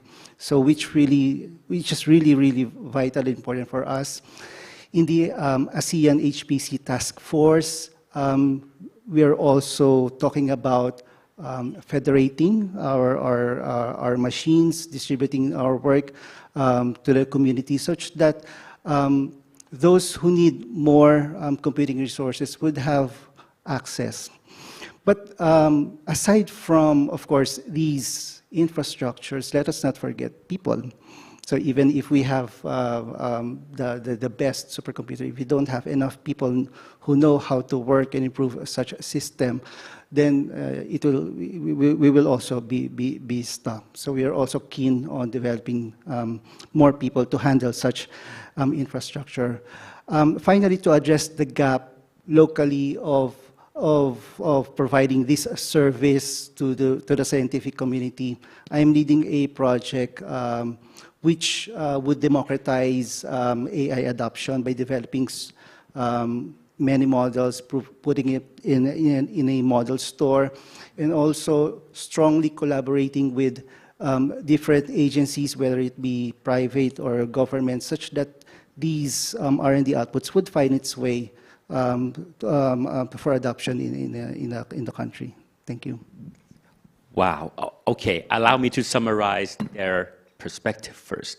So to create a robust ecosystem on AI, we first have to address the common issues in the ASEAN region. So this is going to be the first thing to do. Each country have their own issues, but we need to address the common ones so that we can draft the regulatory framework. And so regulatory framework will be the second thing. Yes, we need to think about the regulation and legislation. The next one will be the resource pooling. So we have to pool the resources available in the region, the computing power, human resources, things like that. We need to pool the resources. And we also have to conduct knowledge sharing sessions. So we have different countries in the region, and each country has their own talents. So we need to share the knowledge so that we can grow together and thrive together. And I immensely concur with with creating the demand. So we need to create the local demands on AI in the country, because it is driven by the demands. So we need to create one. And we also have to take into account the expenditure for actually developing the infrastructure, like data connectivity, computing power. So we need more of that. We need some support from the governments, local governments. And last but not least, we need to also develop the human workforce on AI. Without all of these issues, we cannot create a robust ecosystem on AI. And now I'm going to pass the question answering session to the audience. Has anyone any questions, or would you like to share your perspective on developing the AI ecosystem? We have some time. Yes. Anyone would like to share your opinions? Yes, please. Thank you, moderators and speakers. Thank you so much to bring the question of the protectionism, But maybe we just use the synonym opportunity for collaborations rather than protectionism, and that's to bring the question when we think of the authority or the governments from the governance point of view. When we think about it, how do you think we can balance between this protectionism and the openness? How to balance it, and what do you think the strategy to deal with that balancing by considering the socio-cultural diversity in our region? Yeah. Thank you. Anyone would like to reply to this question? I think when we talk about balancing between protection and opportunities, challenge and innovation, I think for AI, the technology itself is different from other digital technology, even in terms of the implications that we have on the society, starting from individual level to organization level to the country, national level as well. So we talk about the framework or regulatory frameworks. We are not talking about regulators issuing a framework or regulations or legal binding, but instead it has to be from the whole society working together to have the consensus on what we try to seize the AI direction to become, and how we can deal with this issue together. And I think this is something that we need to think of the framework as a platform that we can evolve over time. And also we are not have to start with high regulations, for example, because it will kill innovation in a way. And that's not what we aim to the society to become, but I think to integrate these things like cultural values and those type of things into the AI development in each country, we need to have the whole society to talk together to set up the agreements or the consensus to be able to share, and this can be done not just at the country level, but I think at the regional level, like ASEAN, then we will have more common, thoughts and common framework that actually, because AI is it's a universal language. It's not combined by language. Even like right now, for example, there are some level of development, like if it's natural language, the text, it might be very subjective to each local language, right? But when you talk to things like just it's coming like multimodal, they talk about image, talk about voice, it's not abiding by each country. It's just data, and you can analyze using just the same data framework. So I think to have the common interest together, we have to set up the platform of regulatory framework that can evolve over time, and have all the stakeholders, not just the regulators, who start to join hands to set up this thing together. Yeah. Yeah. When I turned on the news this morning, one of the headlines in that news segment is that 2 AI startup companies are being sued in the US by large music production companies. Now, these 2 US AI startup companies, their objective is to produce, use generative AI to produce music. Now, the large music companies claim that these startups utilized existing music databases with no regards, or let's say without recognizing the artists or the talents, without compensation, and so on. Probably these AI startups have different objectives than those. They weren't really keen about that. But it only means that at some point you want these AI startups to succeed, but also at the same time acknowledging their sources, having a fair play in the game, having inclusive, having the complete awareness of possible legal implications, which means that it is still evolving. So that's where multi-stakeholder, a lot of consultations and collaboration must happen, such that before we set certain solutions or AI solutions out, as much as possible, everything has been considered so that there would be not much legal impairments or any other negative impacts that might happen. So I understand your question is actually quite complex. It's still being solved currently. It is being handled by each nation differently. But having that mindset of always going back to the basic principles of fairness, inclusivity, and other tenets of AI, then we should be able to have a win-win situation such that there's a good balance between protectionism as well as having the potential to collaborate in others to thrive. Thank you. Yes, thank you. Actually, for me, it's hard for me to answer the question to balance between protectionism and openness. Because to be honest, I'm not really a big fan of protectionism. When we look to the history of economic development, protectionism, I don't say it's a bad model, but somehow it's outdated model because we are living in a globalization world. I think if, let's say, the company itself want to protect themselves, they need to upgrade, keep learning, capacity building.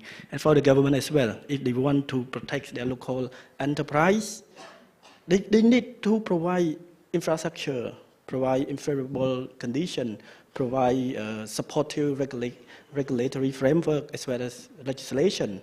So for me, I'm not sure whether it is right or wrong, but protectionism is somehow outdated, and we should consider this as collaboration opportunity, like he has mentioned. It's a world that we can take advantage of our partner from abroad, from everywhere, and to ensure that we can, make use of technology transfer to build our capacity to stay relevant in the market. Yes, that it is my opinion. Thank you. We have some more time for one more question. Anyone? Yes, please.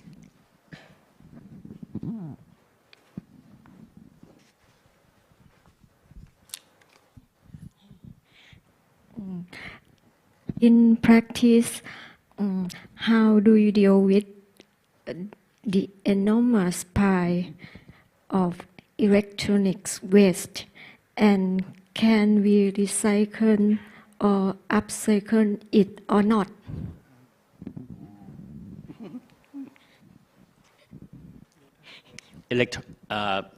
Economic risk and upcycle and downcycle, right? Or was it electronic waste?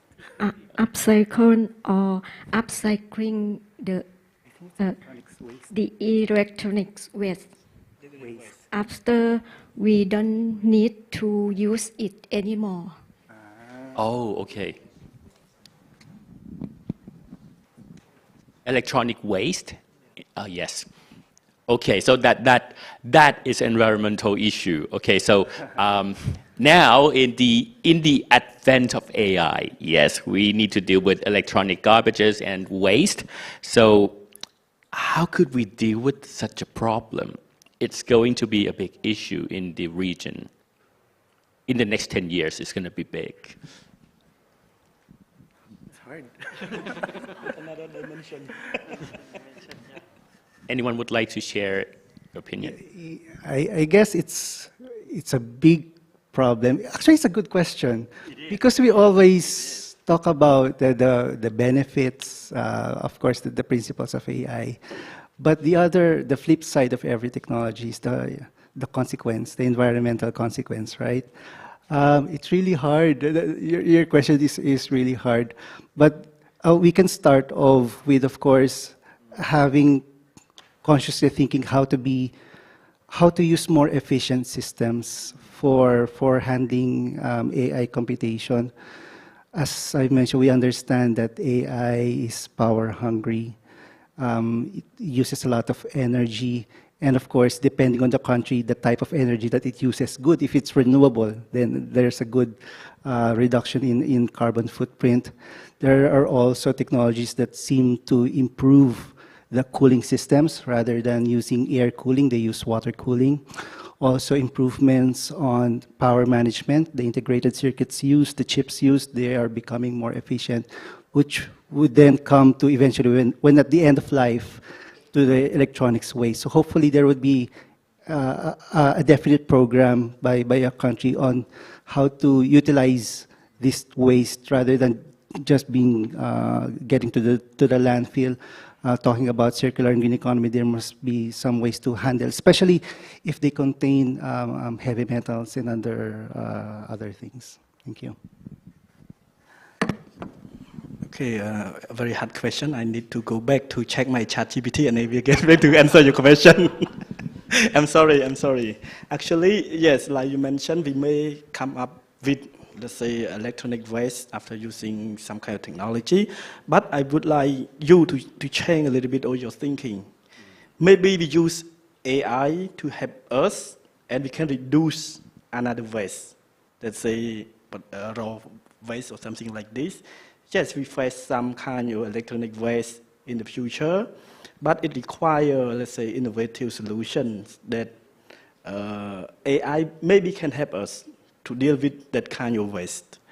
And come back to our discussion, collaboration is also another strategy as well. We can, let's say, collaborate together to seek for the solution on, you mentioned, waste. And we also can, let's say, transfer best practices, how to make an efficient use of, let's say, technology to, let's say, avoid waste production, how to manage waste or something like this. I think any technology has its own, let's say, negative impacts, but we still need to embrace them.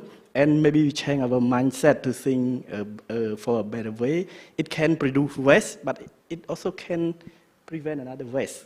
Because when we, let's say in the past, when we say about production, only material and technology and human for production. But right now, technology have a lot. We don't need to use enormous resources. We use only, let's say, a small amount comparing to the past. And AI or technology can help to increase the productivity by reducing, let's say, the raw material. So it can reduce waste.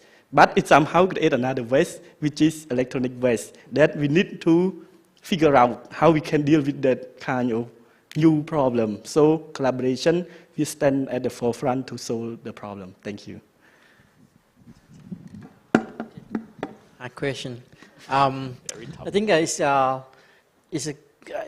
as I mentioned in previous, in earlier my talks is about this transition to green economy.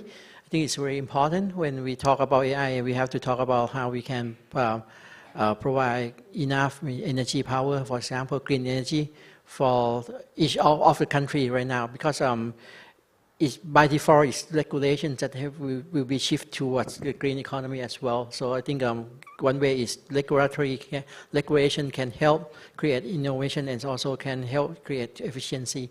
And actually, I think we are still at very early stage of AI development. For example, we use a lot of ChatGPT, LLM, which is a very energy consuming technology. We still have a big problem like how we can make the AI system more efficient, which is very big, very big challenge right now that people, all researchers in the world trying to research on that. We are talking about small language model, for example, that are more efficient, more energy efficient, or more economically to be able to provide precisely what we want them to help us as a human. And then also that about AI can also create innovation. AI insights is very important. For example, right now I think a number of reports and research has been indicated that AI helps create and discover new materials, for example, that can be more energy efficiency, environmental friendly. So I think we can utilize this technology to also help us to think about how we can be better off in terms of the technology usage and also the use of the electronic devices as well. I do agree with all of them. As an AI researcher, actually one of the fields in the ACL this year is green technology on AI. So we try to optimize the size of the models. Believe it or not, it takes about the same energy to train GPT-4. It takes about the energy, the same amount as traveling from Europe to America 3 times. So that's about it. That's about the energy we need for training one large language model. So we are working very hard to optimize that. Okay, so I think for today we have learned a lot from our keynote speakers' perspective in addressing the issues in creating the AI ecosystem in the ASEAN region. So please give a big hand to our speaker once again. Thank you very much. And there will be 2 more panel discussion in the afternoon. Don't miss them. Okay, in the meantime, enjoy your lunch and I'll catch you later. Thank you. So thank you very much, all the speakers for the morning session. And for now, it's lunchtime and we will have the coupon provided for you at the registration desk. And lunch will be served at the Dynasty restaurant located on the M floor and also at Jatujak Cafe located on L floor. And the name of the restaurant will be shown in your coupon. So enjoy your lunch and please come back at 1:15 p.m. Thank you.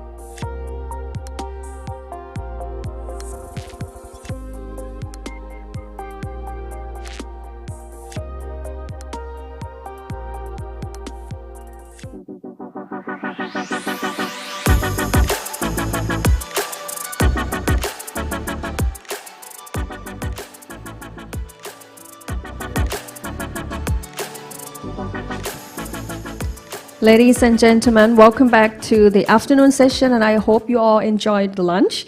And now we have come to the part of skill development in utilizing AI application. And today we have Dr.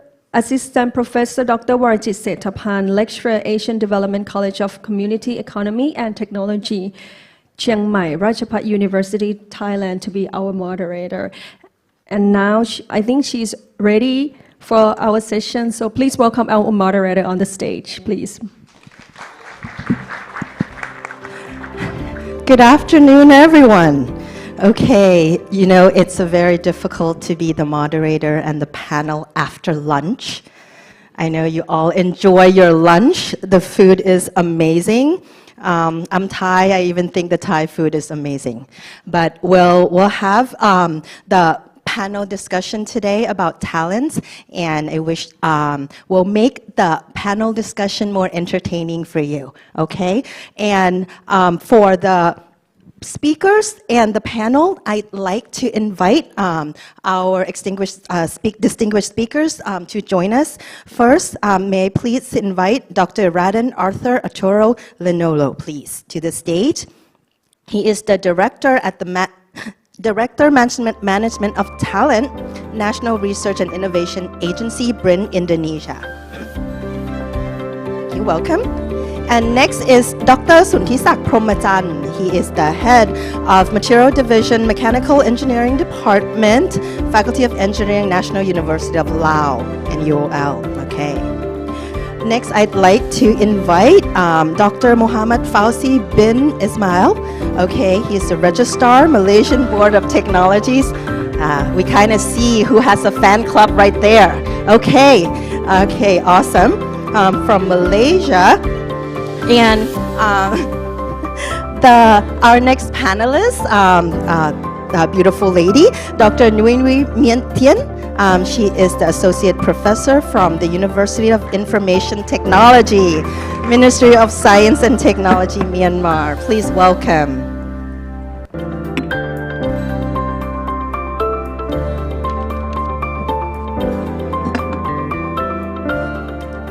Okay, everybody have their own mic, okay? The topic today is skill development utilizing AI application. My first question is, any of us are expert on AI? No.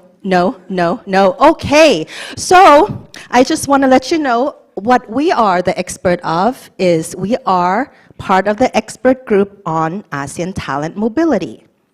We know talent. We know talent development. And we know how to capacitate talent. But we don't know AI. Okay, so what are we going to do? But we're going to talk about different programs in each country regarding the development of AI. And then also we hope that not only in each country, we're going to talk about the obstacle and challenge that we have in this. I'm going to say it's new or it's ever evolving topic, as I would say. And then with this various technologies, ever evolving tool utilization topic, how do we capacitate our talent to be able to move forwards as fast as things are moving along? And then at the end, we want to talk about how are we as ASEAN, or also the mechanism of, we call ourselves EGTM, Expert Group on ASEAN Talent Mobility, can help facilitate ASEAN project to develop with the AI forward, to move on forward with that. And I'd like to request the audience who are expert on AI to give your contribution for us as well, to give your ideas and sharing your views. So we'll have that part on as we go along. If you have any comments or questions during our session, please don't be shy. You can raise your hand. We'll have someone to bring the microphone for you as well. And if I can't see you, I think the team will, because I have a lot of bright lights in here, okay, in my eye to make me look better on camera with the bright lights. Okay, so first, I know that some of you already prepared your presentation. Maybe I would request the first presenter that prepared the presentation first. I know Dr. Arthur, Dr. Nui Nui, that you prepared the presentation. How about you go first, set the stage, and then we'll talk among the people who did not prepare the presentation. You go. Okay, so maybe the first one. Can I have the PowerPoint for Dr. Arthur first, please? Yeah, thank you very much. Now I would like to share our experience on talent management, even though I'm not really expert in AI, but actually I have to try to discuss. We have several related program, especially under the Ministry of Informations. This is actually the Indonesian's digital transformation acceleration agenda, based on 5 directives from the President. If we can see here, Indonesia has the internet and cellular penetrations across all our major island. The big challenge is how to make these digital transformations with the infrastructure itself. See, if you can see here, we have the challenges that we have to create around 9 million digital talent up to 2030s. Currently, we have only roughly around 100,000 to 100 every year. We have to extend this number. And through this slide, through these big dots, there's the overview of digitalization in Indonesia. We use, luckily I have to say, blessing in disguise. Through COVID, people change from non-e-commerce to e-commerce. The exponential rate of Indonesian e-commerce really goes rapidly after this pandemic. But that's our previous speakers mentioned. There's a gap there. There's a knowledge gap on digital that we have to accelerate. If we see here, this is our objective of Indonesian digital strategy, based from using a formal education, vocational trainings, and on-the-job trainings. Later on, I will discuss what program that we Indonesia did to overcome these issues. So we believe that there's 4 pillars in these digital transformations. The technology have to build of the human development, the talent itself, the people who was going to be the tiptoes of these transformations. The second pillar, the technology to support the creations of the sustainable of economic development. This is all making the ecosystems. And the third pillar, the technology to support the equitable development of the society, making the society, the community being part of it. It will be driven by the community's need. And last, the technology of strengthening the national resilience. So for this area, for the government, industry, academia, we need an ecosystem. This is our challenges, right? Not many, currently, people were forced to be basically to be much more literate in digital, basically past the pandemics. But that's a blessing in disguise. And here, there's the education area, the profession, industry, and the regulation. These have to work together. We have a program from each side, either for students, for policy makers, or also for industry. If I go here, this is the area of the collaborators approaches for the ICT in Indonesia. BRIN, the National Research and Innovation Agency, acts as the enabler of it, of the research and development. We have 12 research organizations, we have 85 research centers. One of our research centers is focusing on AI. This is which will be act as a driven power to create collaborated with amongst universities. And the technology that we have to secure, and we have to let's say the mobile communication, Internet of Things, blockchains. This is the area that is being put as topics in AI development in Indonesia. So based on this, we have a national decree, right? In 2021, we have a national talent management. One of them is on research and innovations, which is BRIN, the National Research Innovation Agency, responsible to create these talents up to 2045, which is 100 years Indonesians' independence. This is what we call this Indonesia Emas.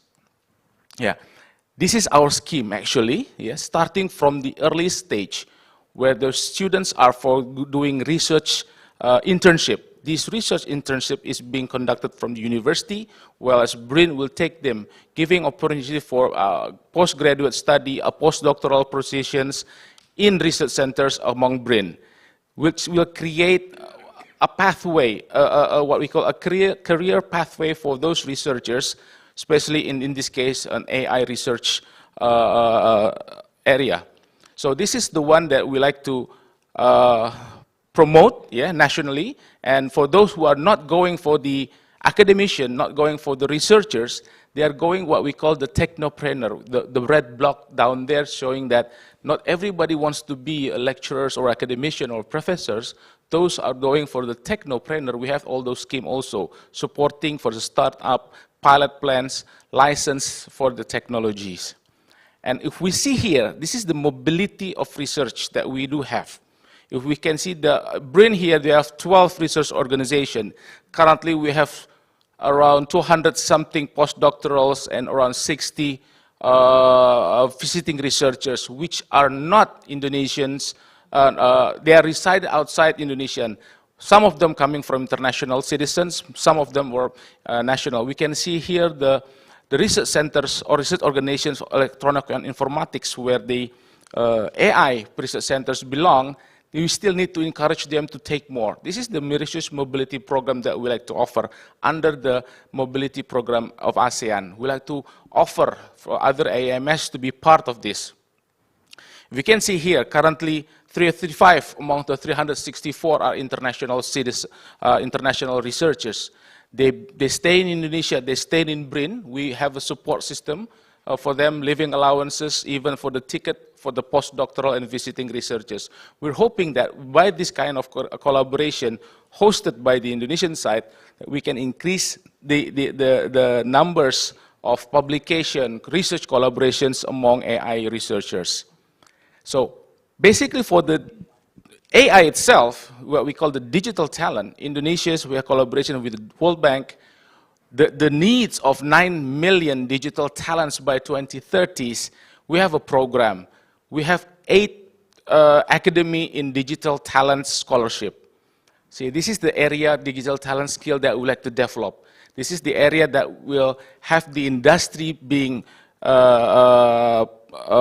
as the, what we call that, the end area, meaning that the industry will accept this kind of force work, having these talents, digital talent skills, starting for artificial intelligence until web and mobilities. Now, this is the map of Indonesia's infrastructures, the fiber optics, which is basically the basic for the digital transformation. Yes, we are developing the purple one, which is the eastern side. We believe this is a very big challenge. Indonesia is a very big country. We can see the Kalimantan itself, not only the eastern part. The western part is still not yet been covered with this kind of infrastructures. For Java, there will be no problem, but other side, this is the challenge that we have. It has a big infrastructure. Sometimes international investment is needed to support this kind of program. And having, this is our satellite project, the use of AI in certain areas, especially on the satellite project, we have what we call Nusantara satellite clusters. We have this program to develop our own satellite. And using the AI as part of this research, we're hoping that AI will be supporting this kind of need for the national program. And the Indonesian's AI roadmap is first also in the health area, supporting predictive and using all kind of big data to help this health area. The second is bureaucratic from the government itself. We call them the electronic-based government system. We don't use what we call direct signing anymore. It's all digital signings, easier that way. Everything can be used. But the challenge is how to change the mindset of, I don't know, around 7 to 10 million civil servants in Indonesia, how to change from traditional to using digital. Yeah, if you find success, let us know too. Yes. We have that program too. Okay. Education and research is being also the area. This is the focus area of our AI development to provide in the earlier stage of ways to deliver the education, the classes, yeah, online classes. And food security, yeah, this is the fourth roadmap. And last, the mobility and smart city. The change of Jakarta to new Nusantara in Kalimantan makes us, we have to have this knowledge, people who masters AI in any area of smart cities. We are building a new national in Jakarta in IKN. So this is what we call the digital talent. We have 8 academies. Every academy has a different focus. We give scholarship, fresh graduates is for the fresh unemployed and to add competency in digital technology. This is for fresh graduate, undergraduate program. For vocational school graduate academy, focusing on STEM. Thematic academy is very specific, targeted, and professionals providing in the much more industrial workers. The other 4 is the Government Transformation Academy. This is for the civil servants, Digital Entrepreneurs Academy, training programs for SME, small and medium enterprise, and Digital Leadership Academy, those for focusing for the leadership of policymakers from public sector, from ministry, university, and private sector. And last is for the Talent Scouting Academy for those who are active students, the undergraduate students. We are identifying, and now this is the for the Digital Leadership Academy, we have collaboration with this university to provide a good training knowledge program. And we can see here the movement from 2018, from the Digital Talent Scholarship. From 2018, we start around 1,000 participants for one academy. We go until 8 academies. And the result is quite good. Yeah, this is the numbers in this digital talent scholarship. We are increasing the numbers because we have the urge of this 9 million digital talent that we have to achieve. And the profile here, we can see that employment is being raised, and the 20% of alumni switch from unemployed to be employed. Now, this is a good thing to move up the economy program. Right? And the salary change is also increased after they're being provided with this digital talent scholarship, even in terms of training programs and so on. So their salaries will increase. So they will boost the economy in one way or another. And this is the we can see the area global technology certification. This is basically, we are shifting. We don't need actually what we call degree. What we need is competence. Competency that will be needed by the industry. The gap between industry and university is now being, to put it much more closer. So this is only a little bit information of the Digital Talent Scholarship Program, but this digital talent we will still keep on going because we still have the numbers is still a big gap between our needs and what we have here. I think that's the last one of my presentations. Thank you very much. Thank you very much, Dr. Arthur. Thank you very much for set the scene to see the ecosystem of how to develop from students until researchers, graduate program, researchers, lecturers, and all to the industry, and how the program can support digital talent or AI in several types. We can see that Bryn seems to look at the whole ecosystem for talent development and figuring out what skill sets to be developed and having the program added based on those skill set and the targeted talent. We see that is amazing. And I see on behalf of Thailand as well, I see a lot of program, and I think we can share best practice with the one that the digital government, the one that Thailand is trying to promote as well. We have difficulties and we have success in trying to move on, and I think that there's a lot of things might be able to share in the future. So that's one thing that I saw right now. Okay. So next, can I ask Dr. Nui to help share with us for the presentation you have provided? Okay. Good afternoon. I'm also a teaching staff, so I would like to express based on the experience and challenges of me. I mainly focus on the collaboration between their government, industry, and education. If we collaborate systematically, we can easily set our objectives. For the government side, then they need to implement various programs to support government, academic, and industry collaboration, and developing policy or mobility program for not only AI, especially in every subject, need to ensure effectively implementation and sustainability, because to support applied research in university, provide financial support in conducting applied research. The collaboration between industry, academic, and government is important to enhance the competency of the existing workforce. And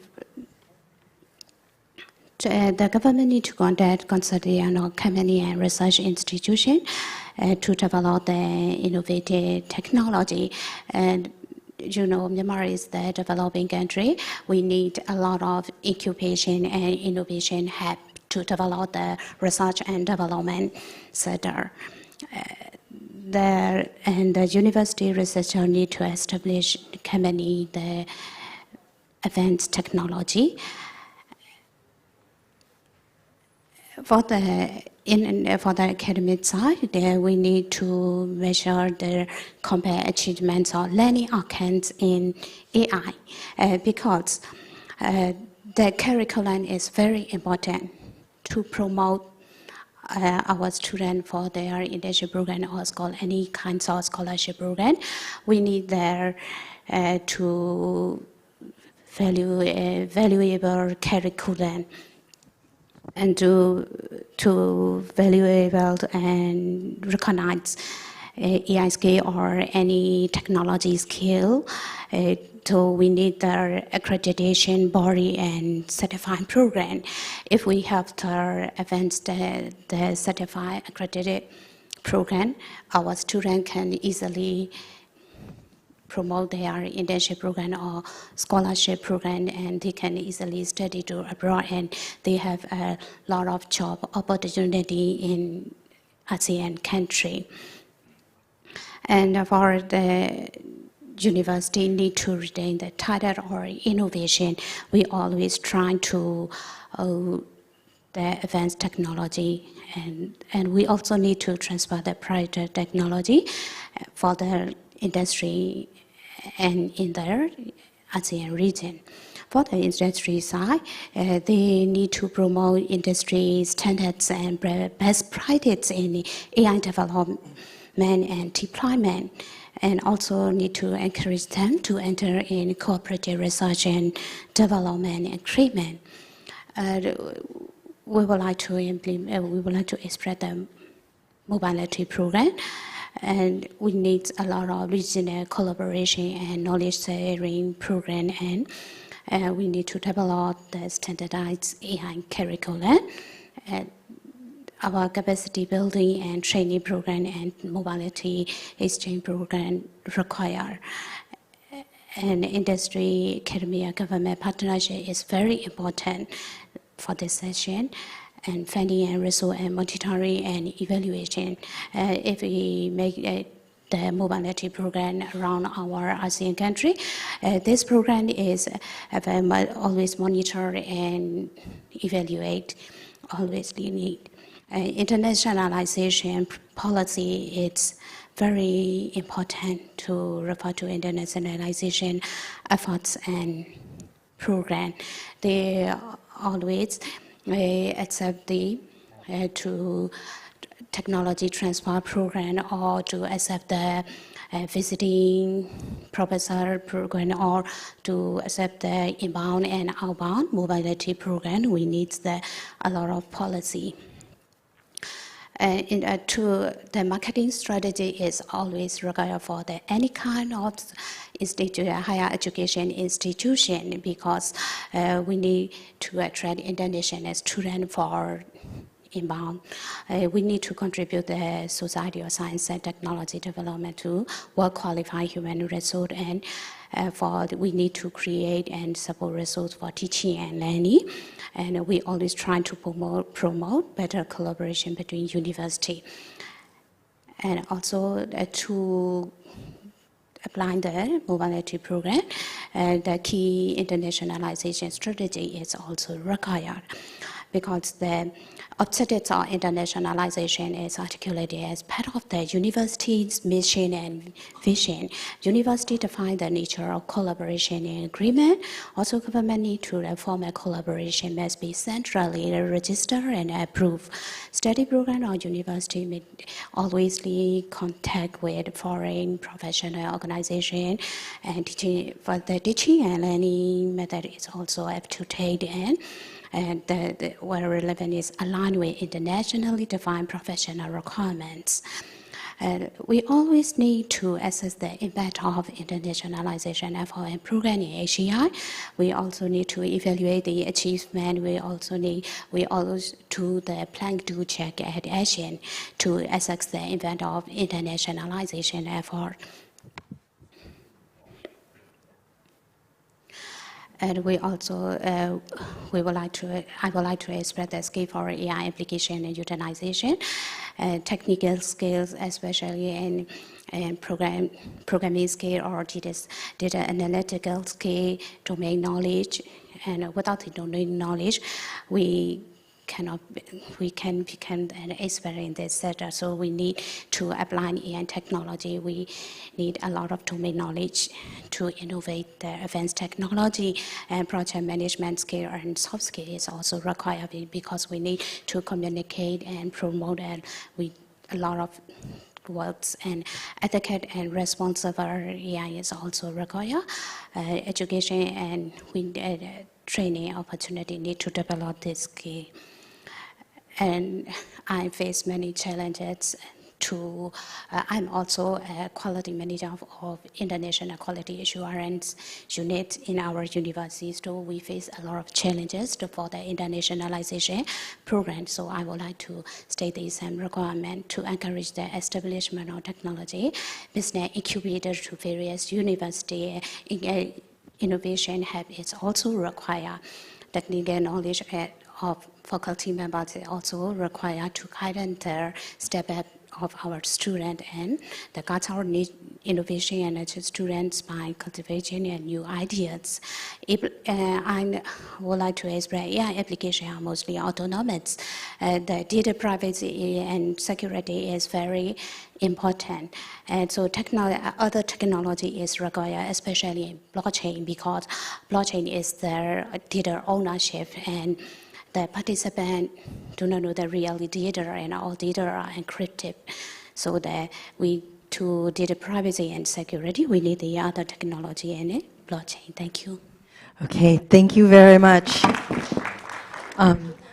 The keyword that I see is that using university as the mechanism to develop talent through, I would kind of say existing mechanism, but add on more with the collaboration, university, government, industry collaboration, and to focus on also research capacity building as well as technology licensings and so on, using that mechanism. So thank you. So next, Dr. Sak, look at my eye first. So I'll ask him to share with us the perspective of Lao or the university. How do you think about AI skill sets and in that part of the development of talent, please? Yep. Thank you so much, and good afternoon for everyone to join the session as well. According to the question about the situation and also what AI development in Laos. Actually, there are several things that we can have a big picture with the situation now. So the first one will be Laos still, I can say that we have like a low awareness on AI, and even several organization already established some AI campaign and things like that. So, but still very very low compared to country around us. And also the adoption level also not widely discussion. And I think this adoption, of course, it takes time to get the point, but even single organization still very behind the schedule. However, just this month, we have the first draft of this national AI strategies. I just got from my friend this afternoon actually, and it came up with a very good vision that said that they were making artificial intelligence as a driving force of digital transformation and contribute socio-economic development in line with sustainable development based on responsible and ethical principle of artificial intelligence. So this is the long vision. The vision is up to 2035 for this one. And they have several focus points. The first one is they want to build the AI awareness, as I mentioned. And the second one is, of course, we need very high infrastructure, very high investment on infrastructures in Laos. And yes, of course, we will include the computing power and also the data that will be put in that computing. Also, human resource, as the first principal mentioned, is very crucial and very important for this area. And also the research and development, which is very more in terms of collaboration between institutions and also the government, also with the company that will be in the program as well. And the last one, but very important, is the utilization. That's why we sit here. So we will think about how we utilize those AI things. And another point, it will be some example that I can share with you about our current research activities. But of course, our capacity in the AI is still very low, and we need to collaborate with another universities. Recently, actually, it's me who work with two universities from India and Malaysia. We work on the advancing computing modeling for the design the transparent solar cell. One of the main objectives, we will use optimization. We will use the AI to optimization the material for transparent solar cells, and that machine learning will help us to learn and to find the good material, analyze the elements that suitable for the transparent solar cell. Of course, as I mentioned, this research is very new for us, and we get some collaboration with the Indian and also the Malaysian team. And with this start, I think it will be some good future for Laos as well. That's what I can update for now in Laos, and hope to have more questions and get some more information that we can share. Thank you. Okay, thank you very much, Dr. Sak, for sharing with us the current situation. And then, and I do agree that creating the awareness in AI, the understanding AI, how it will affect our lives, as the topic said, AI for life as well. And then that might be create more incentive for people to adopt. Okay, so next, please, I'd like to invite Dr. Fasi, please, to share with us regarding to Malaysia, how are there any national strategies to develop talent for AI?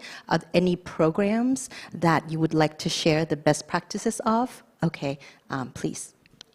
Thank you, Madam Moderator. My name is Fauzi. Thank you for having me today in this session. Let me introduce first my organization that I come from. I'm from the Malaysian Board of Technologies. It is a professional body that recognizes individuals as a professional technologist, one agency under Ministry of Science in Malaysia. So currently we have more than 80,000 members. So our core business is first is to recognized to confer professional recognition to individual, and secondly is to accredit program in terms of we take care of the quality control of the program that offered in the university, including in the AI field. So all right, so some initiative in Malaysia that are related to AI. I think the main one is the National AI Roadmap. All right, National AI Roadmap, because we are aware that AI poses a big challenge for us, right? But we cannot deny its potential, its wonderful opportunity that we can harness from this AI. Some in the industry, I would say, some elements of AI are already there, data analytics, machine learning, and so on. But of late, I think for the past 1 or 2 years, Malaysia has been blessed with a number of AI-related investment that pouring into countries such as NVIDIA, Microsoft, and so on. So but with that opportunity, that good news, it brings us another challenge, whether we have enough good talents or not in terms of the quantity as well as the quality of our talents to serve the industry. Okay, in terms of initiative, the major one, I would, other than the policy just now, the policy that under Ministry of Science is this policy covers 6 pillars, important pillars that are related to AI. First is governance. Secondly, focus on the R&D on AI. Number 3, infrastructure. Number 4, of course, talents. I think it is very similar to one of the presentations this morning. The focus are almost the same, basically infrastructure, talents. Number 5 is acculturation, and lastly, number 6, ecosystem. So maybe I want to share a little bit more on this, one of the pillars that are related to us today, talent. Okay, talent first, we want to have a comprehensive AI education. So this year, the government has instructed one of the universities to establish a faculty of AI, specific to focus on AI. So this August, if I'm not mistaken, they will offer Bachelor of AI.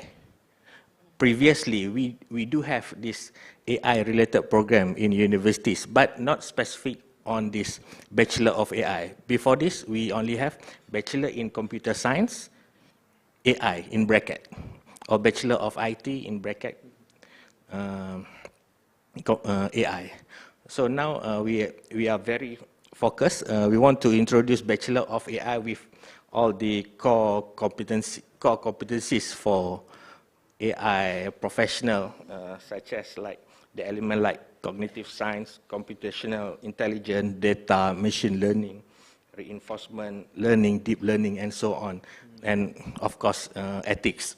All right. So this is one of the government endeavor at the moment to set up this faculty of AI. But the role of this faculty of AI not only producing the talents, but they also become a sort of they set up a consortium, National AI Consortium, so hosted by this University of Technology Malaysia. So my organization, Malaysia Board of Technology, is also part of this consortium. So where we discuss a lot about policy, R&D, future of AI, talent development in Malaysia. Okay, that is one in the academic side. So secondly, because AI, for you to become an AI professional, I would say it is a multidisciplinary. Multidisciplinary. So for individuals, so meaning that you can produce AI. For instance, maybe this one individual, they are good in data or machine learning. So we want to have more micro-credential, short course program for us, because we want to produce individuals that are good, that can work, that are competent, just like you mentioned just now. Competent, they can do their job. They don't have to go 3-4 years academic program. They can be retrained, they can be reskilled or upskilled because they are maybe already in the industry. So basically, that is one of our strategy to strengthen our micro-credential. For instance, there are one university, private university, they offer like micro-credential in AI for like 3 months, part-time after evening class. So, but this program also can be embedded as a part of master's program. So let's say they finish this one particular certification on AI, so meaning that they can use that as a transfer credit for them to have a master's program in the university. But if they don't want to enroll further for their masters, they are already competent with that specific competency on AI. So we want to promote that. Coming from a professional body that accredit program, we have to be honest to ourselves that sometimes that industry is more faster than us, government, professional body. So with this many initiatives or advancement of in the industry, so we have to pick up, we have to back up in order for us not to left behind. For instance, we talk about this ethics and so on. So yeah, I think this is my personal opinion. So when we talk much, I'm not saying that ethics is not important, but if we talk more, equally important are talent development, all right? Equally important is like things like infrastructure, so culture, to bridge the digital gap among SME, for instance. So that is also important because in my organization, although we are professional body, we can govern individual with certain code of conduct, because we have to be very careful in terms of, we don't want to hinder innovation. Of course, we want to take care of the interests of public by having certain code of conduct, ethics, law, and so on. But at the same time, we cannot become a policeman. We cannot become a policeman to that make people not interested in innovation to innovate. I think this is we have to be careful on that. Okay. Another thing is in terms of talent mobility. I don't know whether it is related here in this context or not. In Malaysia, artificial intelligence fall under IT, right? So currently, recently we just accepted as a signatory for the Seoul Accord. If you know, Seoul Accord is a multilateral agreement among countries for IT programs. It enables your graduates in terms of their mobility. So meaning that students that under program with MBOT, they can go anywhere, like US, UK, Taiwan, Korea, Japan, Indonesia, to all the signatory countries. Meaning that, and maybe, I don't know, but this is one of the options, I think, for us in this platform, to study the similar framework for us to promote talent mobility, especially in this region, by benchmarking or by become a part of this accord. Because if you're aware, for engineering, they have this Washington Accord.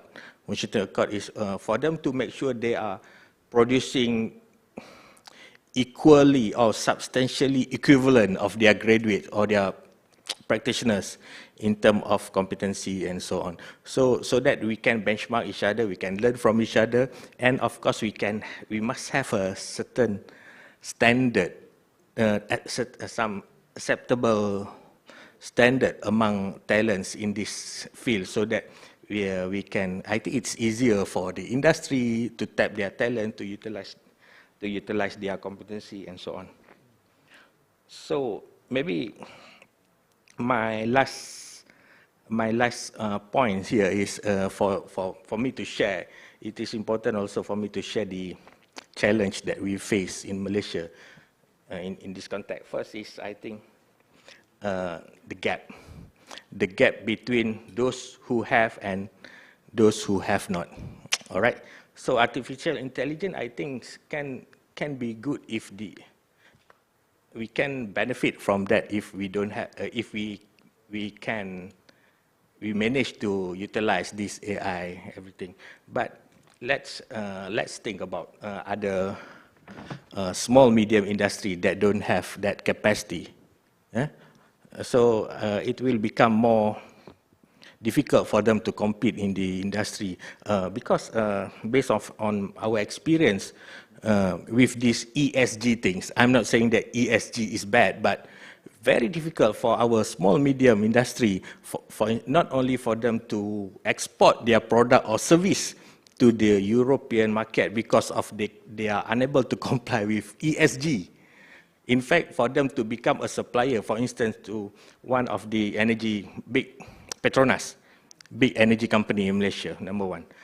It is very difficult for this small, medium industry to become a supplier to Petronas because they cannot comply with the ESG requirement imposed by the Petronas, a multinational company. So I think I'm afraid that this AI adoption, right, this AI will make the gap even bigger.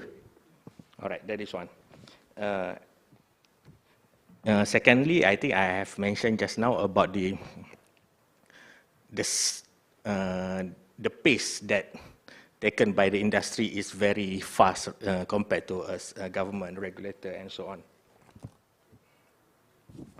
And number three, I think Malaysia is we are not only want to harness the potential of AI in the area like maybe manufacturing, agriculture, public service, education, healthcare, and so on. But also, we want to become a producer of AI technology.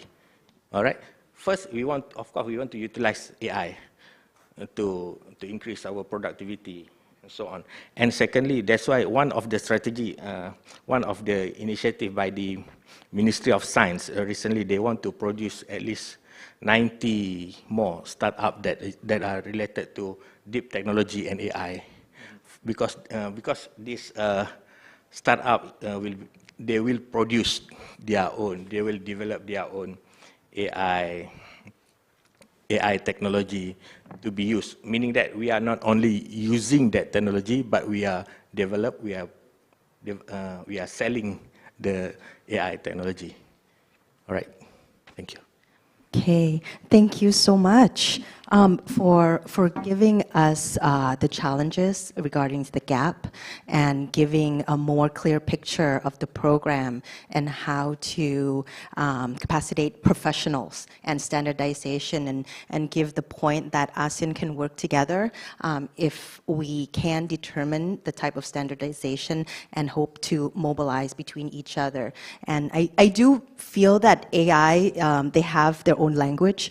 If we can develop talent with the same language, yeah, and those, the talent can be mobilized among our ASEAN as well, even though we don't use the same language. Yeah. I know it's a lot of information, both on the sense of talent development, human resource capacity, ecosystem, and then different challenges. So we only have about 12 minutes, okay, in order to discuss. If my question to you is, if we have to work together in terms of ASEAN, we know that we have different rate of adoption of AI, different awareness. Even one country have different rate across. But what can be the key thematic or key point that we should work together in using AI? Like what Dr. Arthur was saying, you have the key like AI for health. So in Thailand, so on behalf of Thailand again, in PMUB, we also have that thematic, which we know AI can do for everything, but we want to try to focus on AI for health. Yeah, in that, in the program management unit like that. So what do you think, I know it's like what do you call it, Miss Universe question. What topic should we start with so we can solve the issues in ASEAN? But what AI, awareness, development, utilization, but what topic in AI for life should we work together? And that topic would help with the can be used with mobility and so on and so forth. Okay, person who pick up the mic first, go first. Okay. All right, my response on this.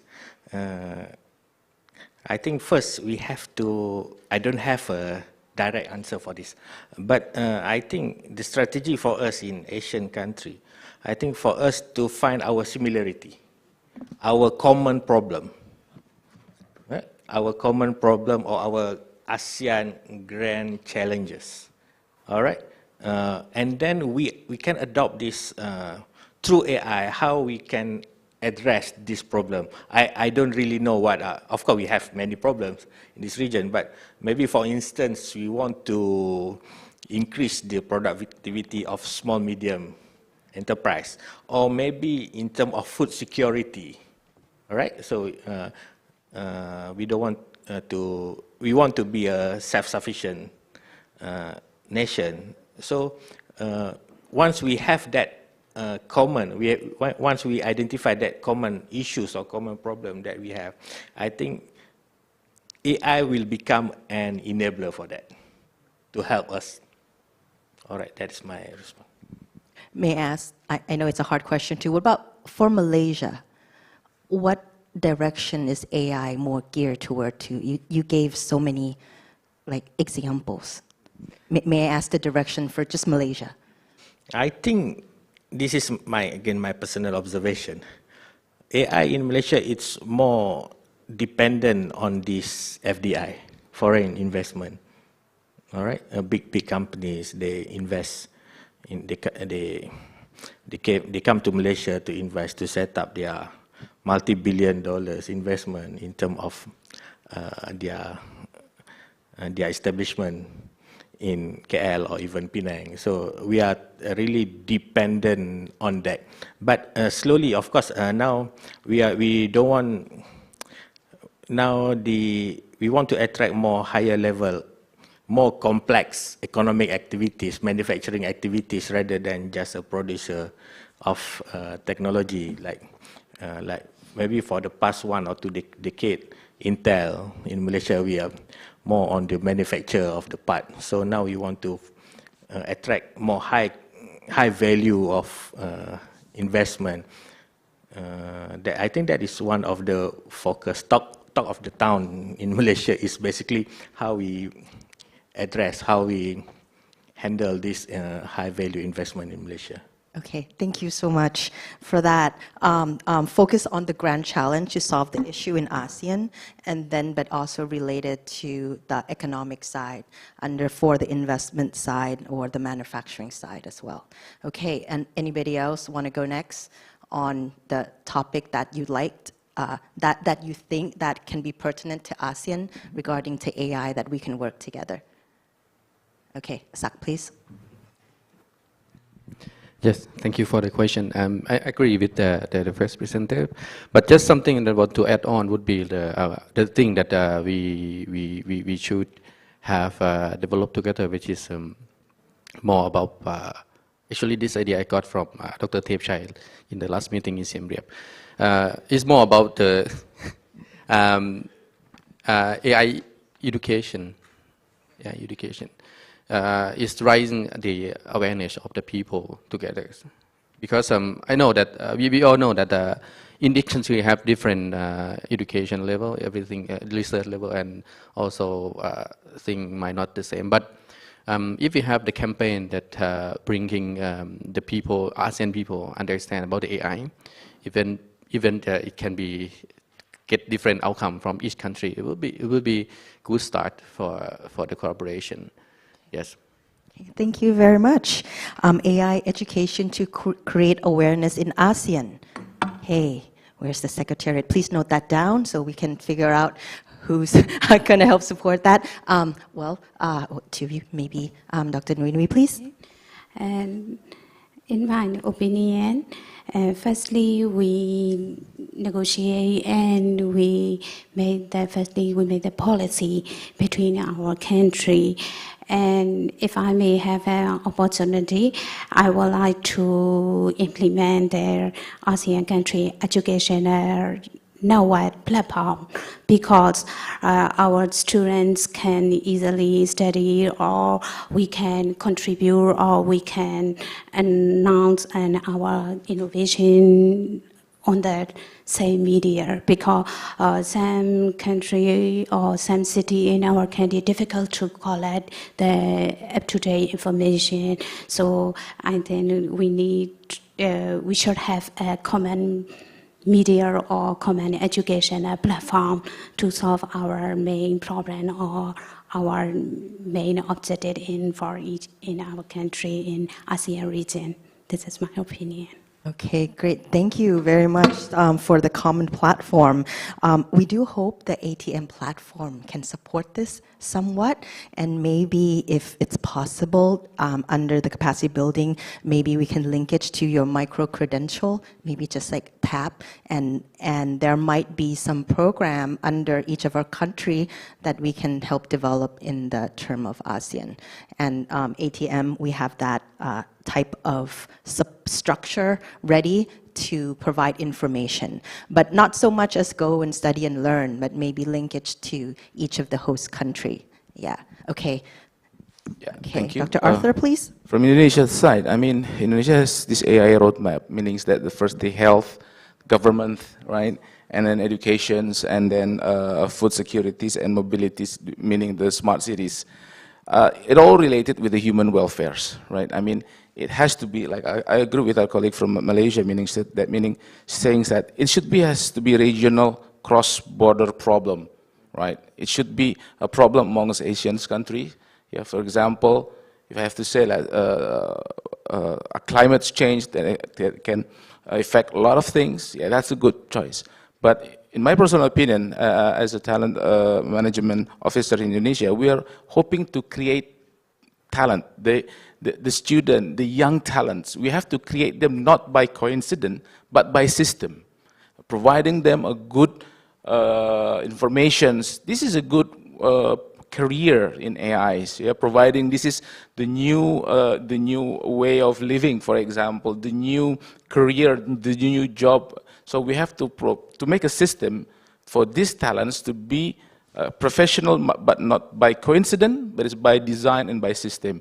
This is what we have been doing, how we can create the digital talent using digital scholarship. This is for degree and non-degree. I also agree we have to go for the competency building, not only for degree in school, right? But it's more likely they are ready to be adopted in industry. What industry need? Linkage curriculum between industry and universities. University provide curriculum which then at the end students is ready to be adopted in industry. Thank you.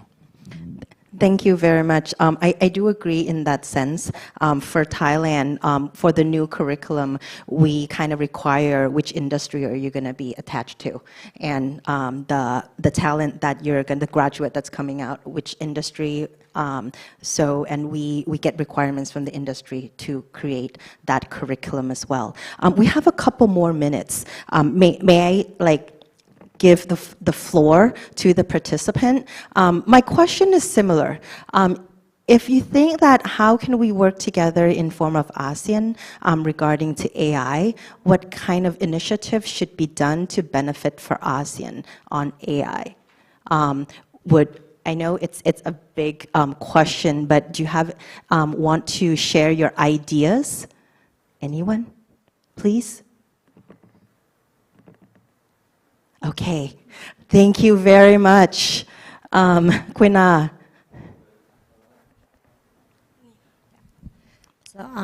So thank you, the panelists, for the very interesting discussion and also the informatives and share the idea. So listening to your talking, so I'm thinking I agree. I totally agree with you that we should focus on the thing that the single country cannot achieve. So we target the most the common difficulties and challenges that no, one country cannot do it. So we should find out some like initiative that tackle on those issues. So I think yes, it's like AI education is one like the tool, the instrument, because you need to prepare for not our generation, but also another generation. So we are focusing on like what the single country cannot do, and also like prepare for the long-term generations. This is like yeah, pretty much for idea, but yeah. So I just want to share with you. Yeah. Thank you. Yeah. Okay, thank you very much. I think everyone is giving the criteria to narrow down what we should do. I feel like really have a lot of opportunities and possibilities in order to work and develop talent for AI, both development and also use as well. Maybe, are there any other? Okay, one more, please.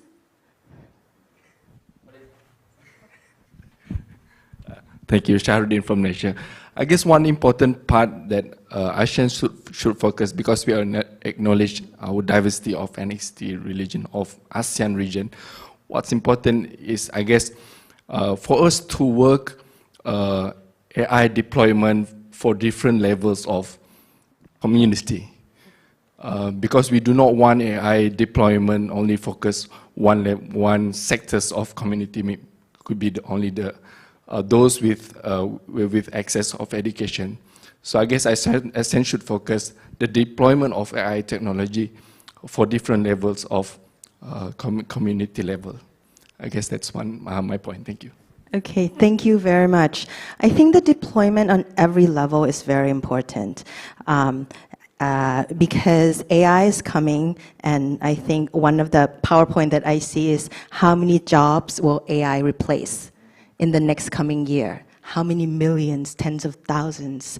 So as a university professor, I look at my student. If you don't shape up, you're not going to have a job. I use ChatGPT faster than what you're doing, right? I mean, I asked you to summarize. What are you giving me? Like that. So just a funny part, but it's the truth that what are they going to do? The young generation, or even us as well. They can replace the teachers. Jesus. Sorry, okay, bad word. So I think this is a crisis, but how can we empower, equip the people to understand, be aware, and fully utilize AI so that to work with them and so they won't replace us so we can have a job and help our economy in ASEAN. And that is why our EGTM, we have this topic and we have to work together and use this kind of mechanism to help both create awareness, linkage to industry, and then help with ASEAN solving grand challenges as well as the economic in ASEAN. I'd like to thank all our panel again. Thank you very much. Everyone, please give them a big hand. Okay. Thank you very much, and thank you, our participant, for your contribution. Thank you. All right, thank you very much for your insightful discussion. And now let's have a 15-minute break, and we will come back for the final session at 2:45 p.m. Thank you.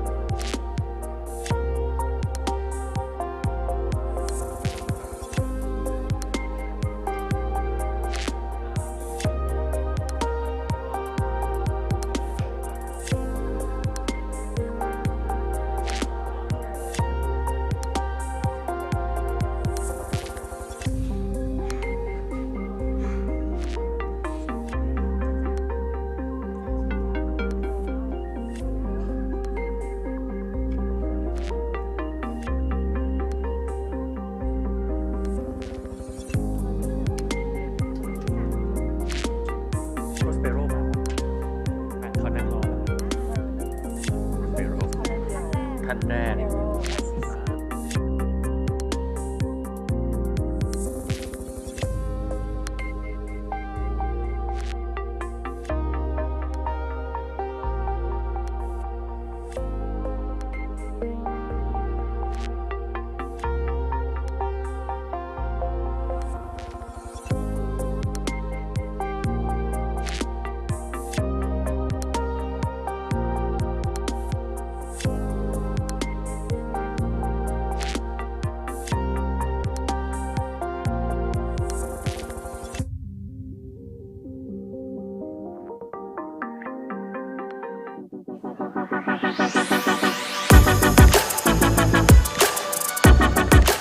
Ladies and gentlemen, welcome back to the final session of today. And for the last session, will be discussion on new startups on AI. And today, it's our honor to have again our moderator, Dr. Prashya Bunkwan from National Electronics and Computer Technology Center, NESTA, Thailand. And also welcome all the four speakers of this session. The first one, Dr. Errol Azizi Wangla, Principal Assistant Secretary, Ministry of Science, Technology and Innovation, Malaysia. Next, Dr. Krit Phaka Bunfeung, Executive Director, National Innovation Agency, Thailand. Dr. Prospero Junior Navo, Professor, University of the Philippines, Diliman, Philippines. And Mr. Chenda Manit, Chief of Office, General Department of Science, Technology and Innovation, Cambodia. Please welcome.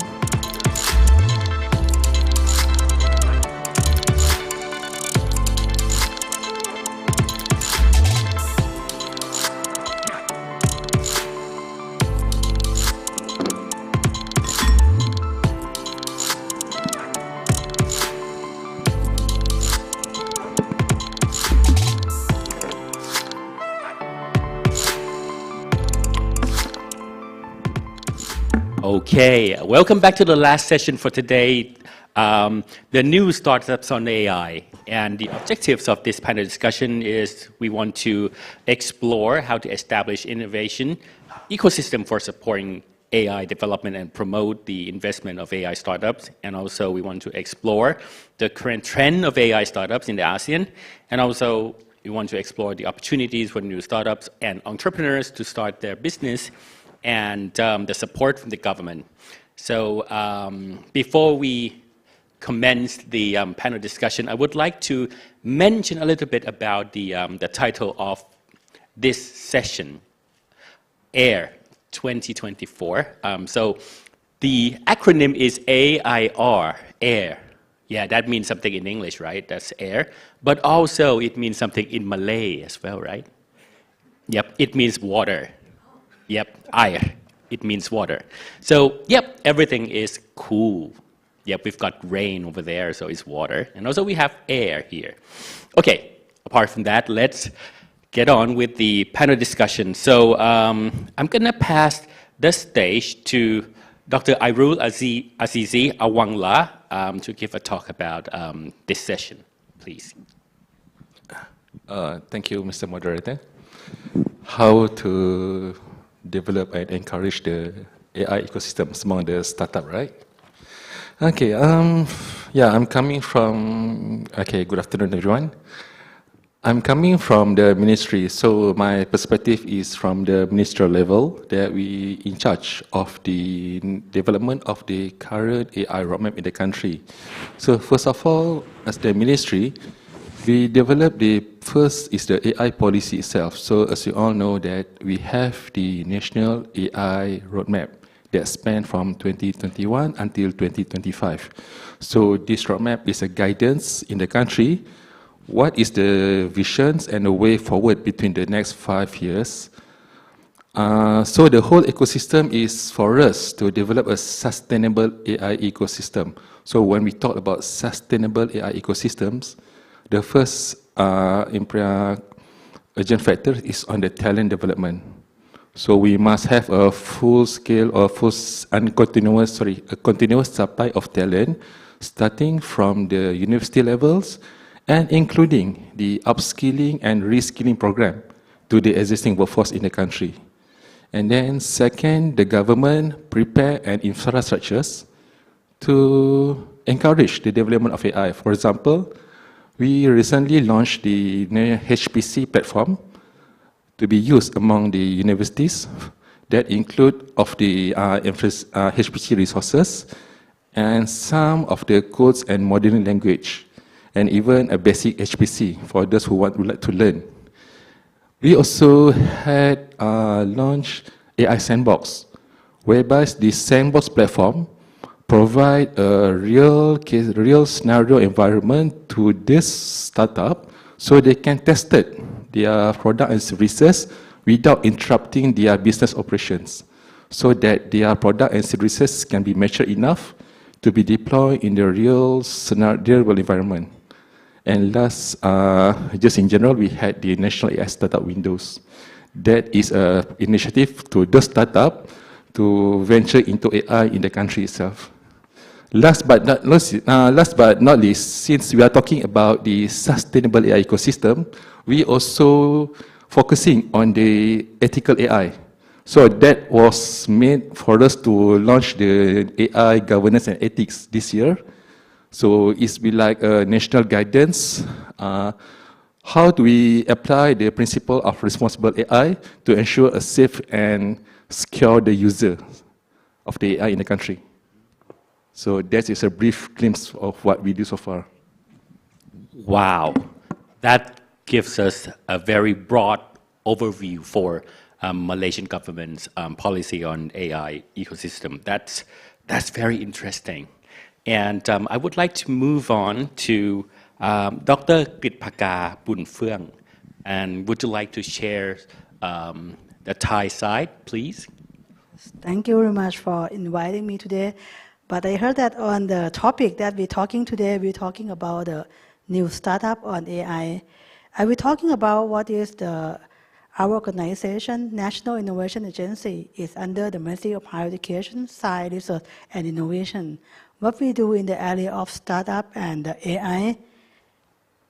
I would like to take a look at our mission we will be talking about in the international level and also national level of innovation system.